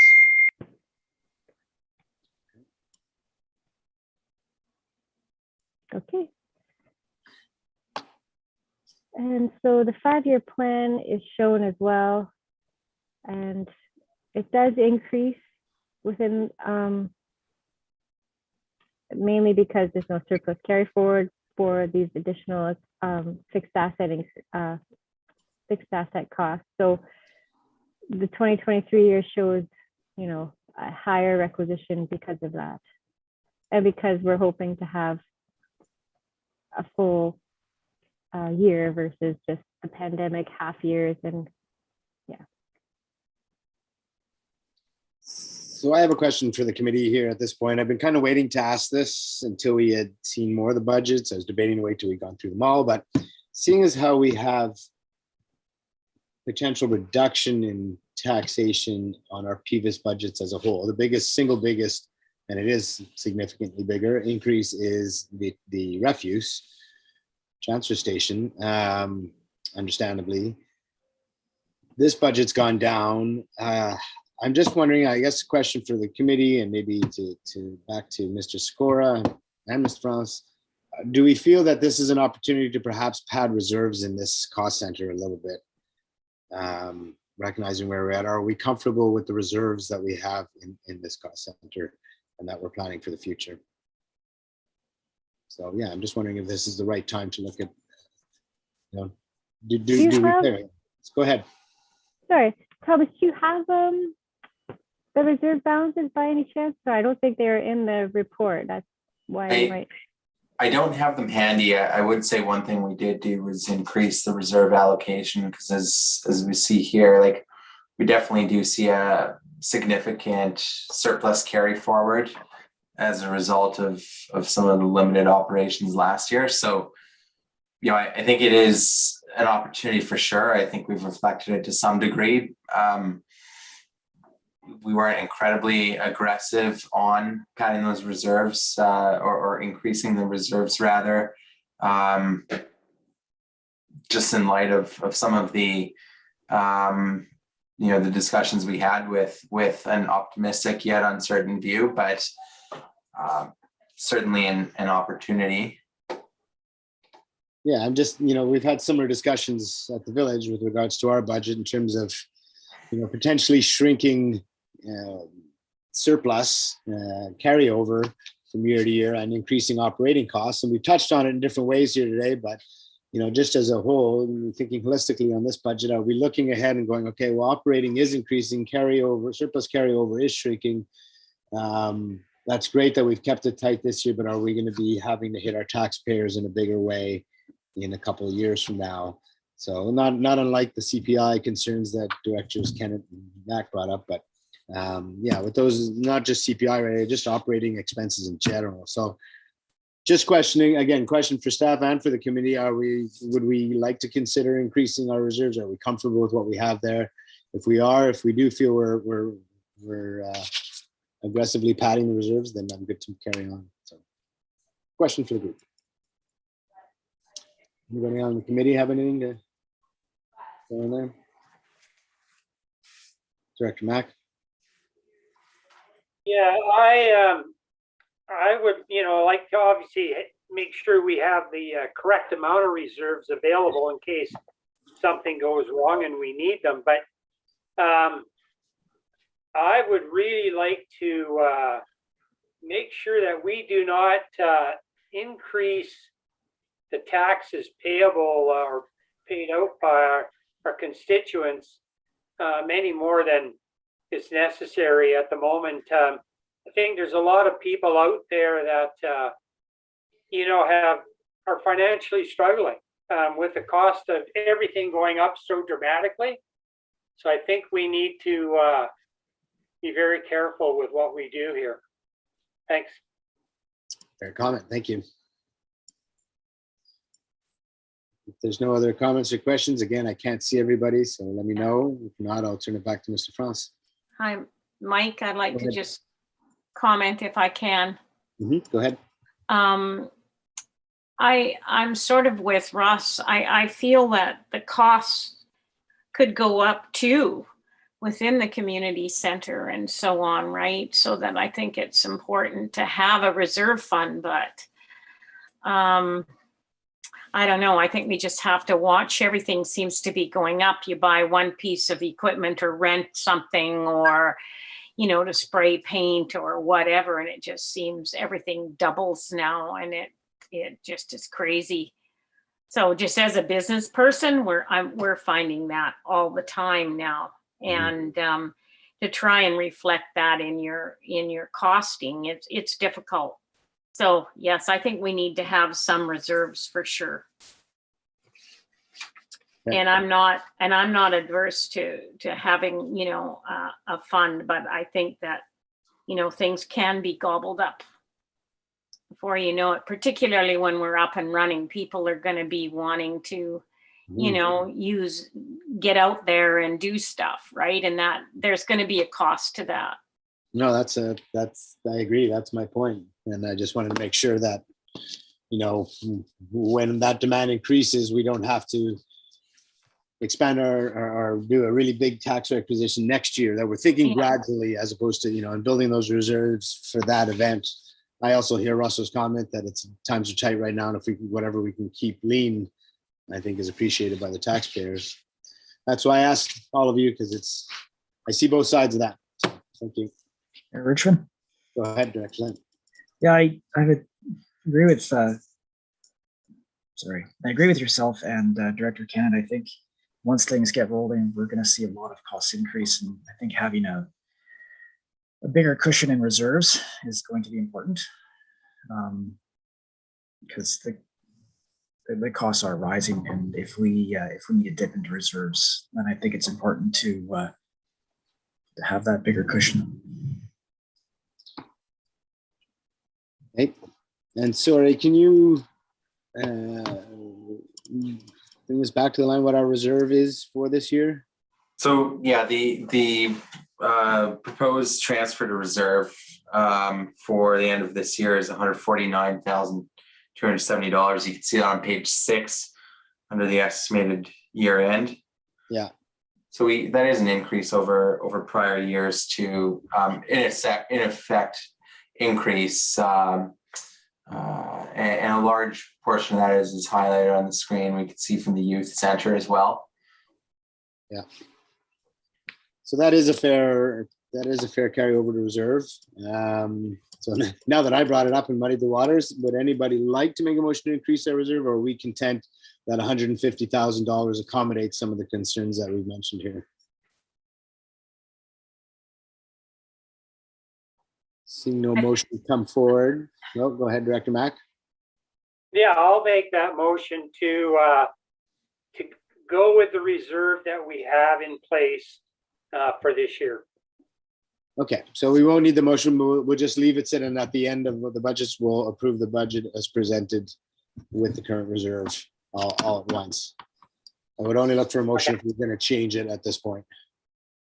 But if everybody's happy with that contribution, then carry on, Mr. Frost. Right, so the permanent, so the permanent Meadows fields budget is next, and that's the fields that are currently owned and operated by the school district. And so this was already part of Thomas Decora's presentation as well. This just shows the budget side of things as per, the SLRD's requirements. And also this is the 5-year plan for the Meadows fields. And any question on the Meadows fields budget? No questions. All right. And on the youth center, this is also part of the same package that Thomas Decora presented.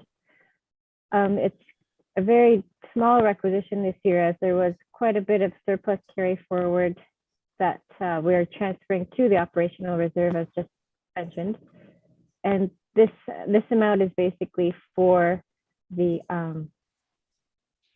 fixed asset cost of $31,000.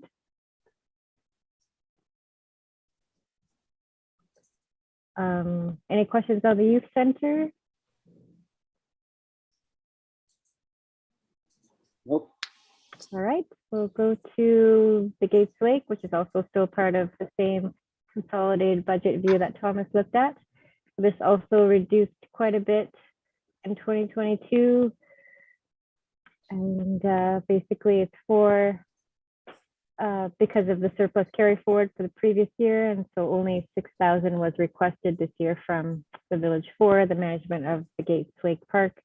We still have $5,000 in staff time allocated here because there's a potable water project that is a fixed asset project that you won't see here because the fixed asset is actually part of the community park service because it's an SLRD owned asset. But the time allocation for completing that project is shown here as an expense to this service.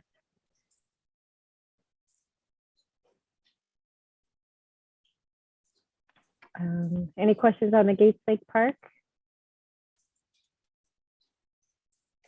Nope. All right. And the final section of this bundle is the permanent soccer fields, and I've reclassified it as send-off park here just because there's additional items added. So that's why there's an increase over 2021 to 2022. And these items are what Thomas Scora has already discussed with the second soccer field and the bike skills park, and the other items that will be added on in 2022. So this amount is a lot more than last year's, but with reasons. Any questions on this budget?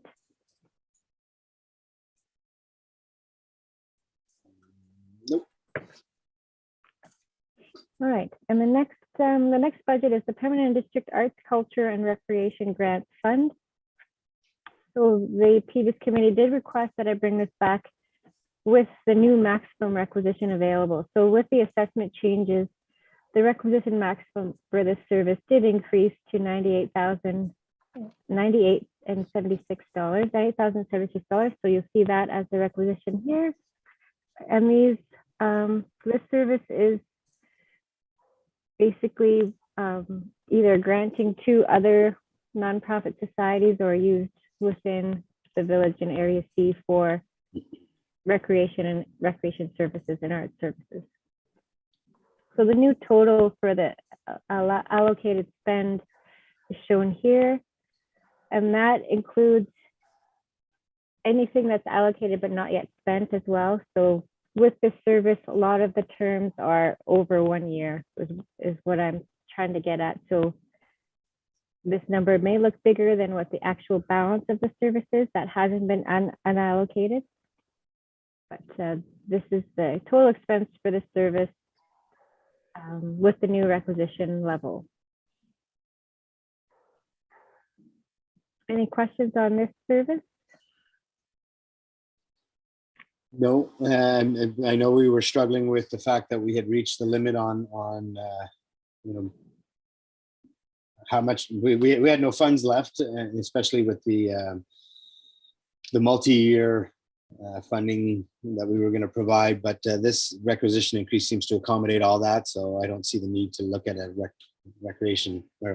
requisition increase as long as assessments are going. It looks like we're okay. All right. And this is the full 5-year span. So I increased it going forward as well, but these are preliminary. And if, when budget season starts next year, we can adjust these. This is obviously not going to affect anything for next year. So the next budget is the Pemberton District Economic Development Grant Fund. And this as well was requested to come back with the new maximum requisition allowable, and that's $65,453.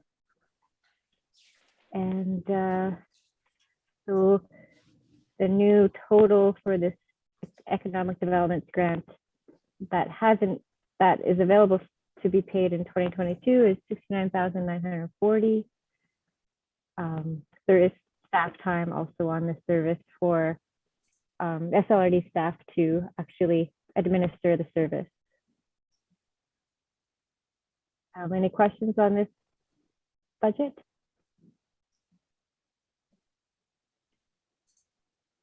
Seeing none, we will go to the next one, which is the Pemberton Library. So the last meeting we had in February, there was a request to have the Pemberton Library come back with an updated budget request. And this is the result of their updated budget request. They have increased their request for wages and for books and materials expenses. So their request for operations is now $339,985 plus $2,500 for capital needs. We'll go to the next page. So of this 395,000 requisition, you'll see 53 of this goes to the PCC for rent. So that's why there's a big discrepancy between what the library requested and what the actual requisition is.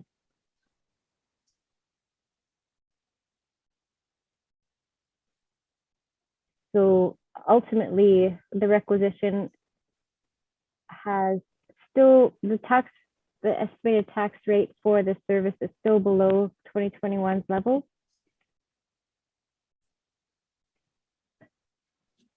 Any questions or comments on the Pemberton Library budget? Questions for me?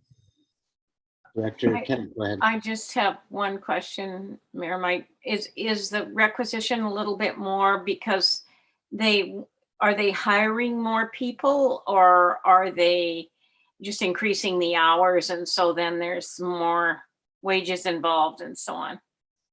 Because, you know, the COVID is kind of done now, or well, you know, whatever, waning, let's say.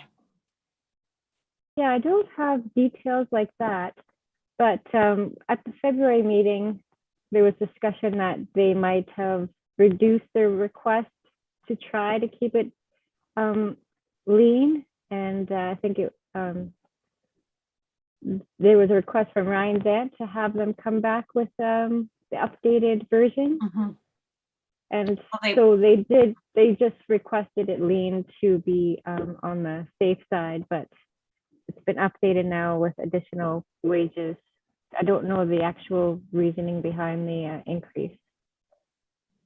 Okay, thank you. Any other questions? Yes, Chair. Yeah, go ahead, Director Mack. Yeah, I guess, so there was, how much was for their rent to the PCC's $53,005. Okay, so that comes out of their, the line, like their budget. So that brings that down, because that's just going from one account to the other within our service. Basically, yeah, it's taking it from the Pemberton Library Service and putting it as revenue to the Pemberton Community Center where they're housed. Yeah. Yeah. Okay, thank you. Any other questions? Okay, on Mr. France. All right. And then here's the 5-year plan as requested by the society as well. So there is an incremental increase each year. And these are preliminary, of course, but we are required to have a 5-year plan. So the next budget is the Pemberton Valley Rec Trail Service. And this requisition is at the current maximum.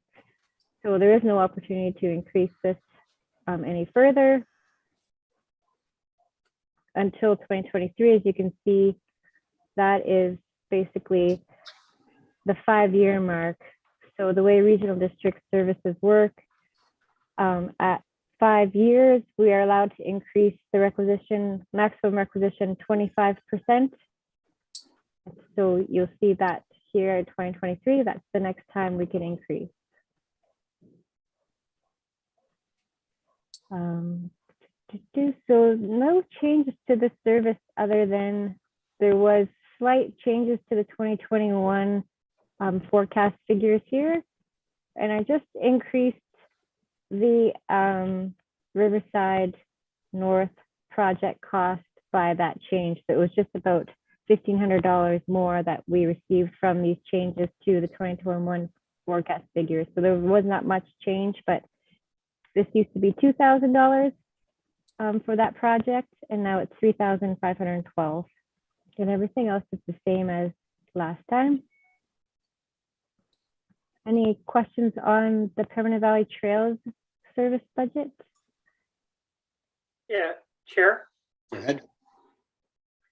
So with this, the trails, and the trails are administered by the regional district, is that true or correct?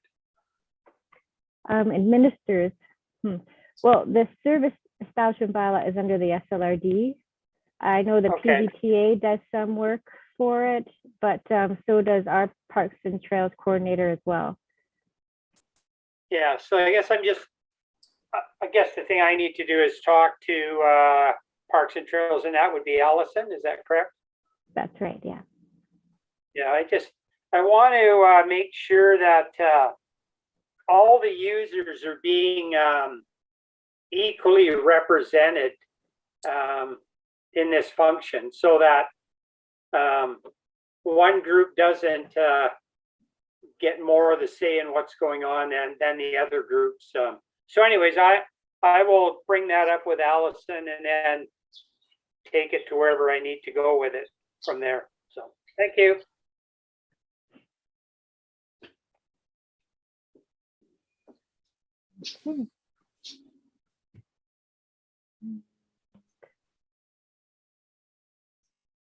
So that's the end of the budget. There's also a 5-year plan. And as like I mentioned, I did increase the requisition in 2023 to 2026 based on the future new maximum. And that's the end of my presentation. So potentially what we can do, I'm just going to go back to page 1. We can recommend that this list of services budgets be approved to the regional board. Recommended to be approved. Chair Richmond, Go ahead, Director. I'd like to make that motion, please. Okay, seconder. Can you take down your screen, please, Mr. Foss? I'll second that, Mayor or Chair. Thank you. Any further discussion on the budgets or the motion? Any opposed? Motion carries. Thank you very much, Director. Oh, go ahead, Director Clark. Thanks, Chair. I just had 2 questions. The first one was, would you like to rescind that earlier resolution about bringing back the items in the Pemberton and District Community Fund? It does, hearing Ms. LaFrance's input, it does sound like we can just address those funds when appropriate requests come forward. We know the funds are there, and so perhaps as some applications come forward, we can always direct it that way. So unless the committee feels otherwise, that would make sense to me. Anybody have any thoughts on that? If so, can we get a motion to rescind that resolution? I'll make that motion. Second by Director Zant. Any further discussion? Any opposed? Motion carries. We don't need any further resolutions around the budget, do we? No, I just had one other question about the, I'm just wondering if you wanted to make a motion to make a recommendation to remove the previous resolution you made about increasing the maximum requisition amount for the arts and culture service.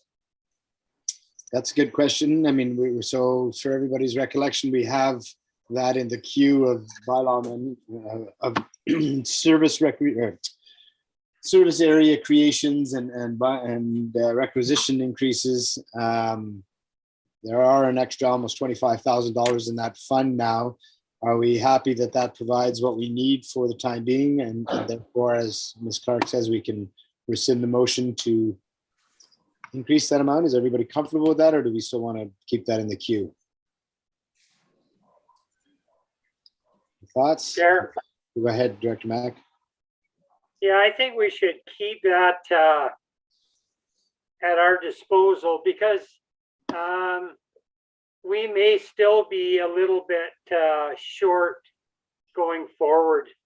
So I think we need to have all the options that we have to go forward to make sure we can have enough money available if needed. Okay. I'm okay with that. Perhaps at the same time, we could recognize that there is a very large list of those 2 items to do, and this could perhaps now go down in the priority list as a result. Maybe we can agree on that, if that's a fair comment. Yeah, that's fair. Did I see your hand, Ms. Clark? Yeah, thank you. It hasn't been prioritized. That was my first comment. The second comment, I think that, and Suzanne will correct me, I think that's up for the 5-year, I think in 2024, I think, Suzanne, that bylaw would be eligible for the 5-year increase. So in other words, the amount that we saw in today's budget, which was 98,000 and change, that would remain if we don't go for a requisition increase, that would remain the number until 2024. Is that correct? So both of those grant function requisition maximums are based on the greater of a dollar value and a tax rate per thousand. So in the future, when the 2023 completed rule is released, and again, there was increased assessments, increased tax base, that will increase that requisition maximum again. So there's potential when those 2023 completed rolls are released in December of this year, that we can see then that we won't need to have a service establishment bylaw amendment because the assessments might have changed again and increased. So potentially it won't be a requirement. As for the 5-year, I don't believe it's been 5 years that we've had this service established. So yeah, it would just be with the assessment changes that this service establishment bylaw maximum would be applicable to increase. No amendments needed if the assessments change. So hearing all that, I don't want to leave stuff on staff's desk unnecessarily, but perhaps we, as per Director Mack's comments, we leave it in the queue as a lower priority. And then as we see next year's assessment, we could revisit this conversation and make sure that, does that make sense on the staff level, Mr. France? Okay. Good, Director Clark? Yes, thank you. I haven't called the question yet, have I? Should I call the question on the approval of the agendas to the board? I don't think so. Yes, you have called the question on the budgets and on the motion to rescind. Okay. Then with that, thank you, Mr. France, for taking us through all that. That was really clear, and hopefully it feels good that you've now hit the next milestone in your budget process. So thank you very much for your work on that. Okay, let's go back to the agenda. So we're on 6.5, which is a transfer site with regards to the free store. We've been at it for 3¼ hours. Would we like to take a 10-minute break here, a 5-minute break, and then come back? Is everybody good with that? Okay, let's take 10 minutes and we're back at, okay, 5, we'll average it out. We'll be back at 3:20, please. Thank you. Okay. What was that item, Kristen?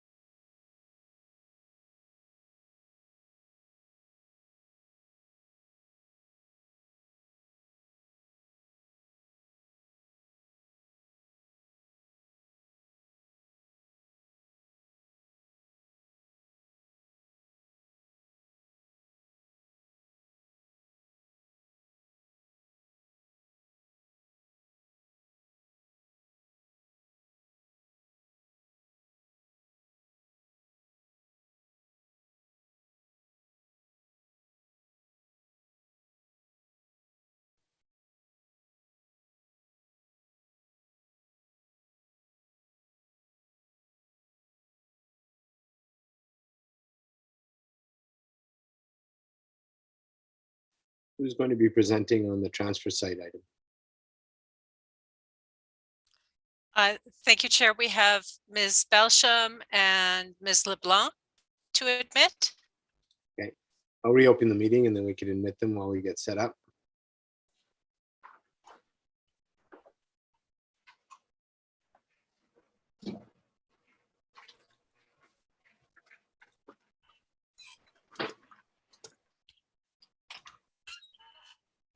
And there we go. Looks like the gang's all here, so we're back.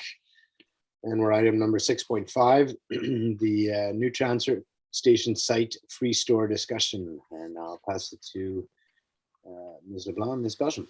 Thank you. Thank you. Good afternoon. Angela Belsham, Director of Environmental Services with the SLRD. The report before you today is in regards to the new Pemberton transfer station services. And I'll pass it over to Marie-Lou LeBlanc, who has provided the report for you today. Thank you. Hi, thank you so much. So Marie-Lou LeBlanc, Resource Recovery Coordinator for the SLRD. So as Angela mentioned, staff are here today to seek direction in regards of the new Pemberton transfer station and in regards of the free store. So the current transfer station free store is closed in response of the COVID-19 pandemic, and it remains closed as of today.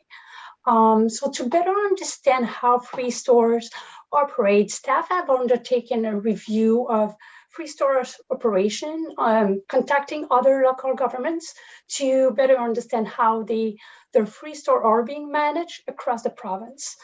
So local governments who responded either don't have a free store on site, have closed their free store due to misuse or due to the pandemic, and have not yet reopened their free store, with the exception of 3 regional districts. And I would say we have received about 13 responses in total. So many regional districts are going through a review of their free store due to those challenges. And I want to recognize the benefits of the free store for residents and as well as to achieve the diversion goals. However, challenges are not to be minimized. Free store are being used to avoid tipping fees. Conflicts happen over items. Also, conflicts happens between staff and customer over if the items is really worth being in the free store or not. And so to have a really successful free store, maintenance cost, staff time, and just the tipping fees cost as well, because a lot of those items end up at the landfill at the end of the day. And to speak to that, we did receive new information from Central Coast Regional District, estimating that 60 to 70% of their items coming to the free store are actually being landfilled every week. There's also one additional element I'd like to add is just a consideration that thing has changed over the last few years, especially since the pandemic, in the use of social media or other platforms to sell those valuable items. So Craigslist, Marketplace, Facebook groups are very well used within our communities. And so speaking to that, a lot of those items are coming to the transfer station as for the free store, but end up at the landfill. Also, the Solid Waste Regional Management Plan does outline the importance of reduction and reuse initiatives. And for that, staff believe that there's creating really creative opportunities to promote those reuse opportunities within the community. And as for example, we can work with local organizations, promote existing thrift stores, partnering with local organizations and extended producer programs on different events. For example, organizing repair cafe, reuse it fair, garage sale, clothing swap. All those events have been really hard to organize during the pandemic, but we staff is hoping that we'll be open to organize more of those events this coming year. Other ways as well is just to, you know, create a campaign and promoting just behavior changing in regards of what do we do with those items, what do we buy, how do we buy, all of that. And if the free store was not to reopen, and that's a really important point, mattresses, drywall could be at the transfer station over the year, not on a rotation base.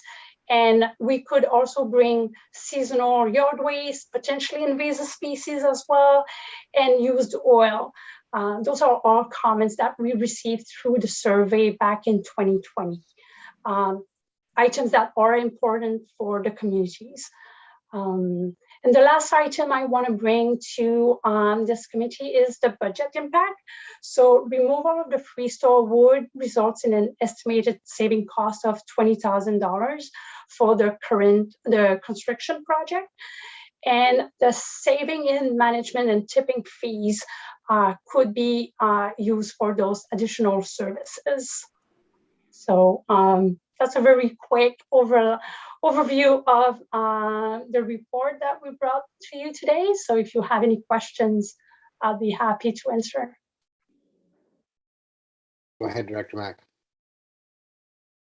Yeah, in reading your report, I noticed you mentioned working with Sea to Sky Services because they did have a store, reuse it area.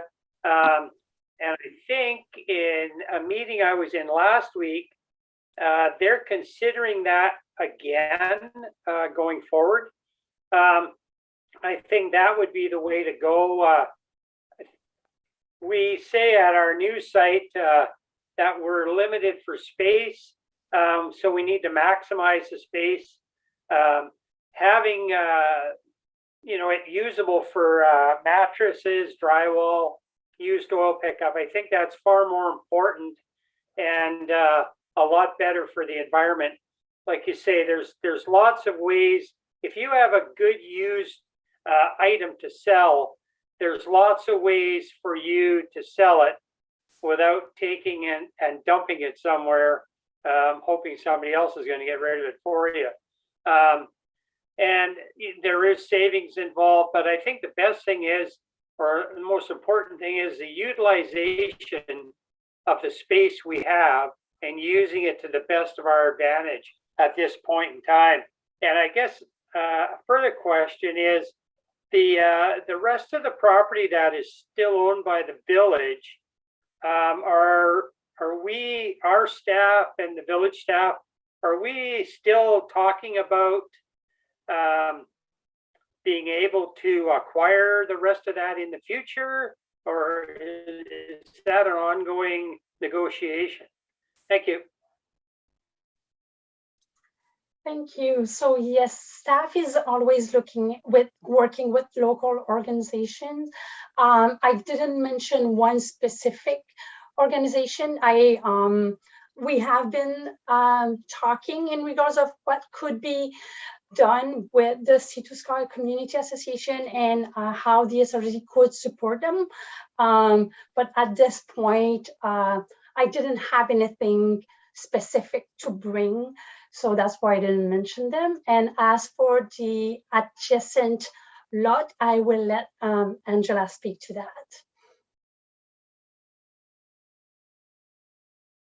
Thank you.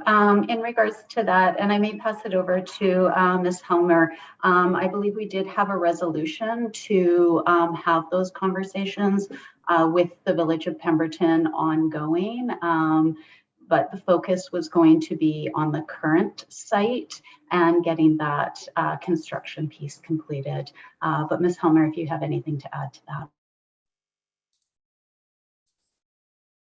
Yeah, thank you through the chair. So the one thing I would say at this point is that I don't think that the SLRD is in a position to be adding any additional costs onto that particular service area's budget, given the tight information that was just presented during the budget presentation at the last report to the committee. But that is something that could be looked at as funding permits as we move forward, to have that dialogue. Thank you. Dr. Kennett? I was just a comment that I just had heard, if I heard it correctly, that from the free store, 60% went into the landfill. But we also have to look that 40% did not. So there was some benefit, right?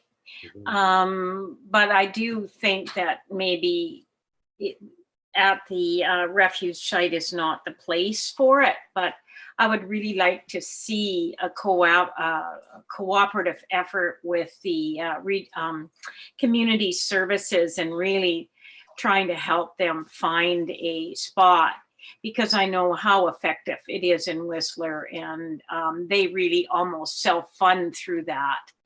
And I think we could do something similar here in Pemberton. And in fact, we did have it up and off the ground, but the cost of having a place was abortive for them to keep operating there. So I think we have to really get our thinking caps on as a community to try and really help community services finding a space so that they can do, some kind of fundraising and quasi free store, as they do in Whistler.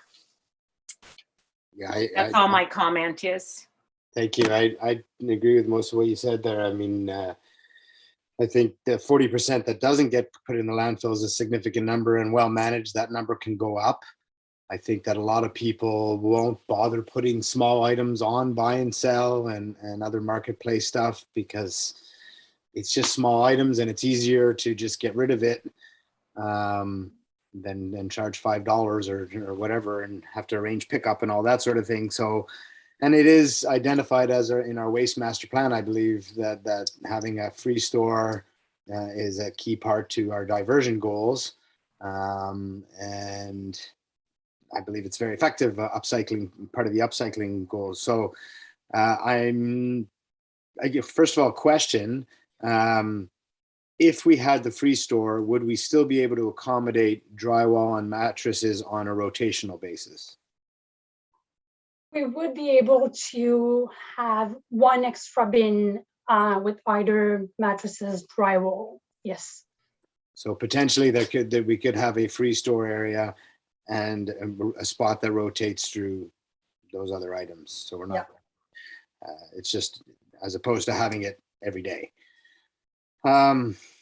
Yeah, I mean, it's also been quite proven that having it on the transfer station location is a much more effective place for people to use free stores because they don't have to make 2 stops in 2 different parts of town. So a free store in my mind is best placed on a transfer station site. I know we have site limitations. I hear a lot of Director Mack's comments on that. I feel like that we've given a high estimation in terms of the costs to manage that. I don't know. And what we've had in the past, and I know it's been far from ideal, was that container on site and poorly managed, but I'm not quite willing to give up on the concept of having it. And Sea to Sky Community Services, by the way, if they are able to provide a space for it, it's going to be several years away. It's going to be 2-3 years away at least, I would say. So I wonder if in the short term we can look at, perhaps a less permanent solution so that we can provide the free bin services, at least on a temporary basis, see how it goes, see how they're used, see how effective they are, and then decide whether they belong, Sea to Sky Community Services could take it over when they have the option, or we evaluate at that time.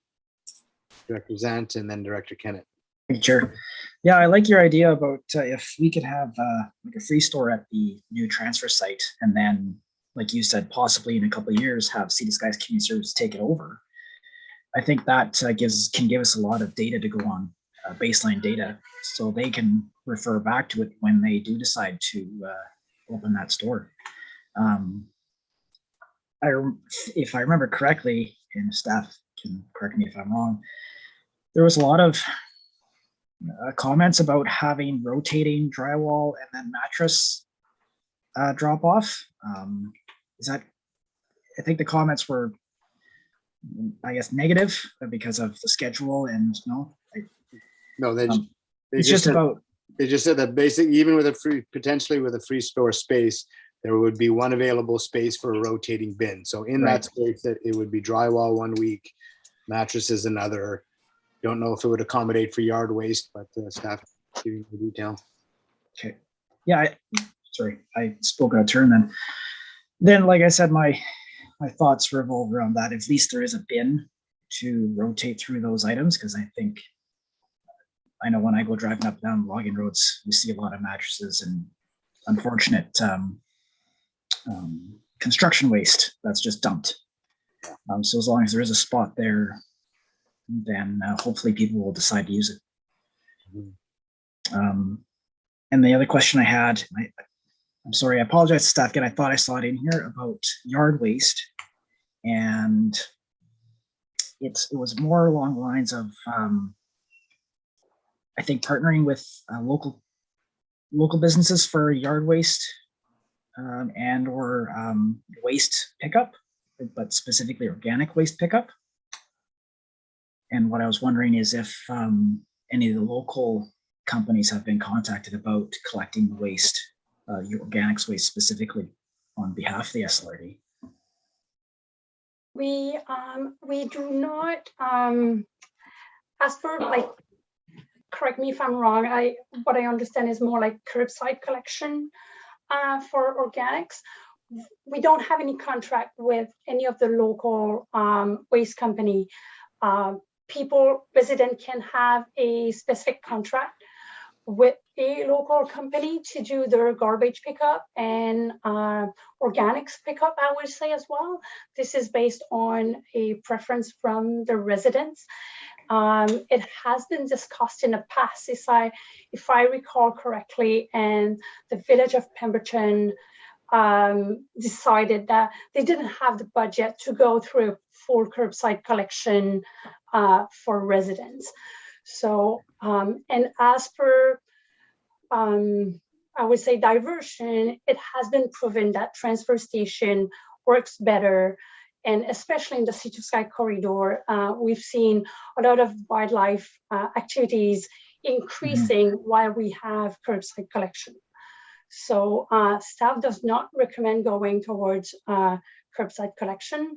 It's not something that we, staff is, like, we'd still prefer to go with a Pemberton transfer station. And while if I go back to the free store, while it is very, I know people like it, and I understand that small items sometimes are not worth of time to go and organize those Facebook posts and marketplace and all of that. It has been proven that for very many times, it's being used as a free dump area, unfortunately.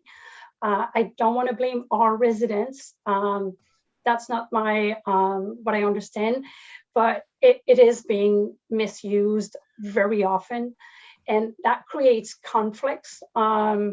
When the free store was open, I had to, quite a bit of my time was to manage residents and manager on, was that item worth going to the free store? And then the person was taking it personally when it was refused. And sometimes it wasn't because the items wasn't worth, but we had too much of that items at the free store. Right.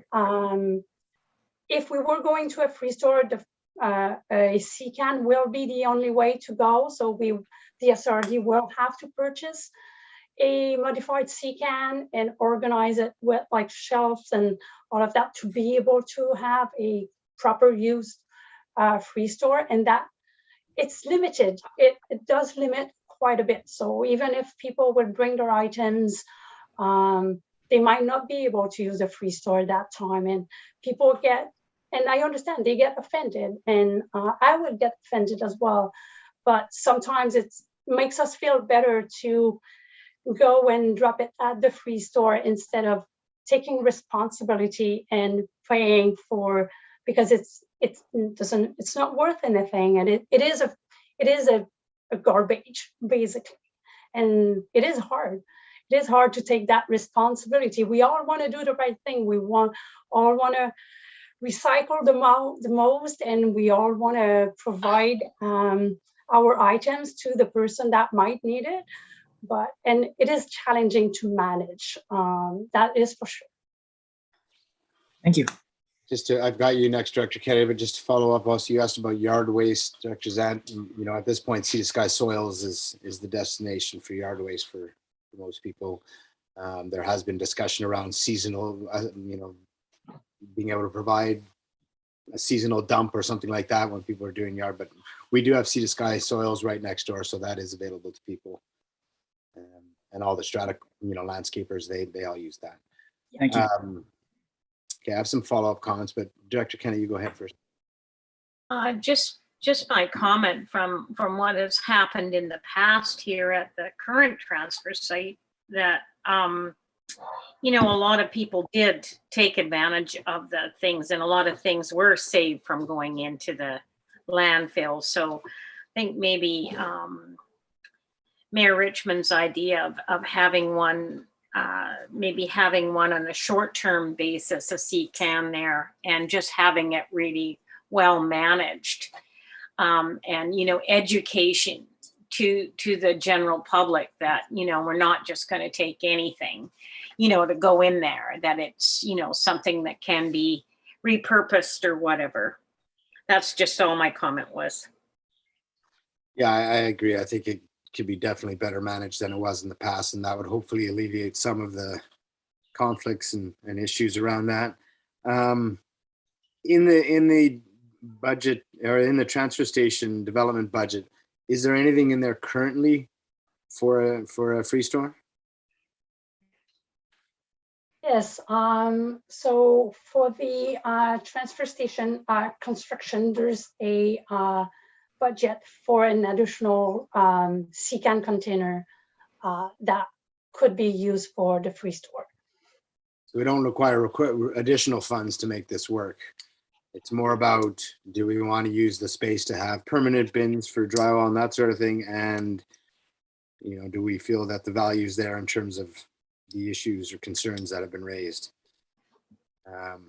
Okay. Yeah, I'm not, and is this some, it is within the budget. I don't know, is this something we're willing to decide on now? Is it something we need to decide on now? I'm reluctant to let it go. I totally hear the concerns from staff. I do know that I'm highly skeptical that there will be any other free store coming forward, whether through Sea to Sky Community Services or any other location in the next couple of years. And I do know that it is a part of the diversion goals. It is one of those tools.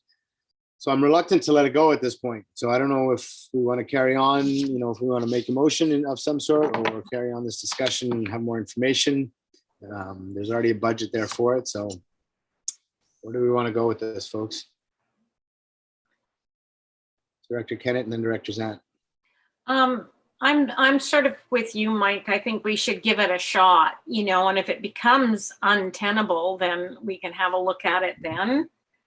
But I think if we can save, stuff from going in the landfill, and I do know it, maybe it wasn't perfect before, but there was a lot of stuff that people used, and we're really grateful to have it. Mm-hmm. So for folks that wanted, dressers or whatever, there was a lot of cool stuff that was able to get recycled. Okay, thank you. Director Zane?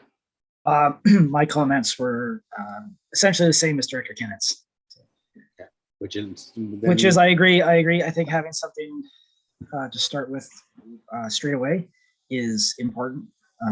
Then we can at least start saving what goes in landfill right away as soon as this transfer station gets up and running, with the option of possibly handing it off to Sea to Sky Community Services in the future. And it also, part of that conversation, as Director Mack said earlier, the consideration of buying more property. If we extend our property, maybe we want to keep it on site in a different form. So, right. Okay, so would somebody, either of you, like to make the motion to have staff include a free store as part of the development of the transfer station? I'll make that motion. Second by Director Yeah. Zane. Discussion, Director Mack, go ahead.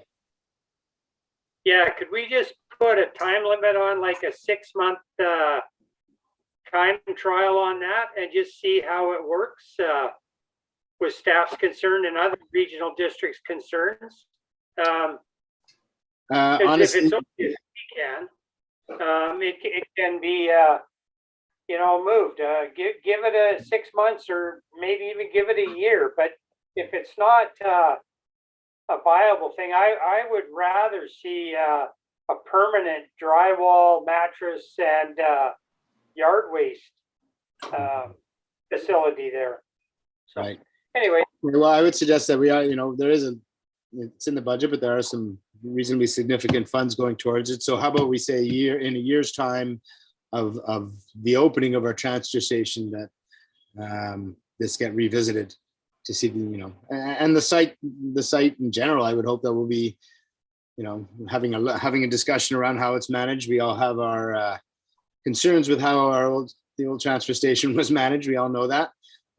So I think it'll be nice for us a year after having opened our new transfer station that there's a bookmark in place for the committee to review operations, including the free store. Director Kennett? I think it's really important to understand the logistics, right, of the transfer station and so on. And I also think that whoever is going to get the contract, it's crucial that things are emptied in a timely manner. I mean, folks can be running it and the folks that work there have tried very hard. I see them all the time picking stuff up and that, but it's pretty difficult to do that when no one has emptied the composting for weeks on end to not have spillage and so on. So I just want to make that comment. Absolutely. And we discussed in a previous meeting that having controls and standards in place within the contract to make sure that the contractors meeting our diversion goals as well as our standards of cleanliness will be captured in that agreement. Staff have anything to add to that? Okay, if there's no further comments, I'll call the question on the motion on the table. Any opposed? Motion carries. Would staff like a motion to have a review of the operations within a year of opening? Would you like us to put a motion so it's in the books? I'll make that motion. Seconded by Director Zant. Further discussion? Any opposed? Motion carries. Thank you to you both. Have a great afternoon. Okay, we're on to 6.6. This is the Pemberton and Area C BioBlitz funding. Who's speaking to this? I see Ms. Belsham still with us. Are you speaking to this, Ms. Belsham?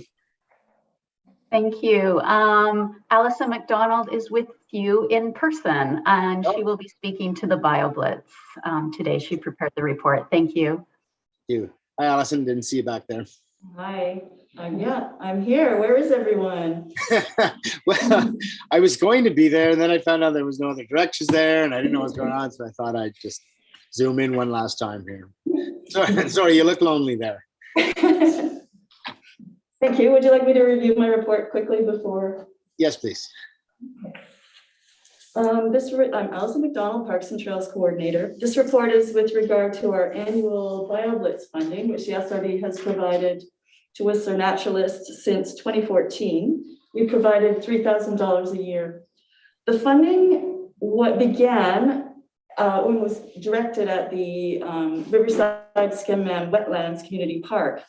So for many years, the naturalists went in and studied that particular area, but I guess diminishing returns after several years, they started to look outwards, and they've done a few exploratory BioBlitzes in other areas within Area C.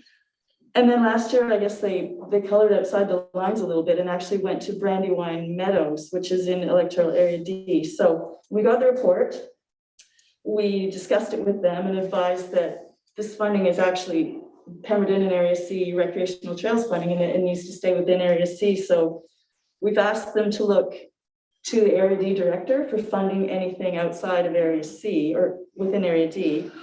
And we've provided this recommendation to fund them 50% of the $3,000, because in discussions, they did say that they're looking to do about half of their work in Area C and half in Area D. So our recommendation today is to the grant for 2022 to the Whistler National Society be for $1,500, and moving forward, they did indicate for the next few years it should be 50-50. Thank you for that. Any questions?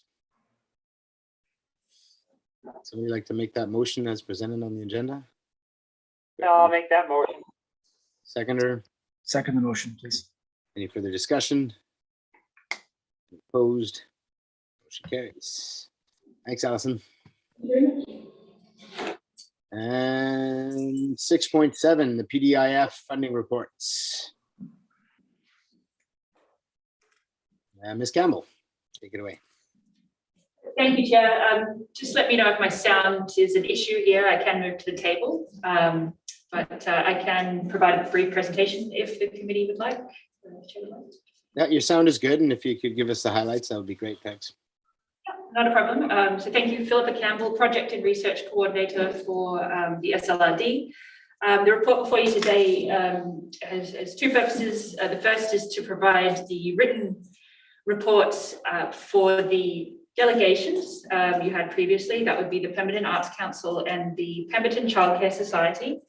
That finalizes the reporting requirements for those two recipients. The Childcare Society was a one-time recipient for the purpose of holding the holiday bazaar.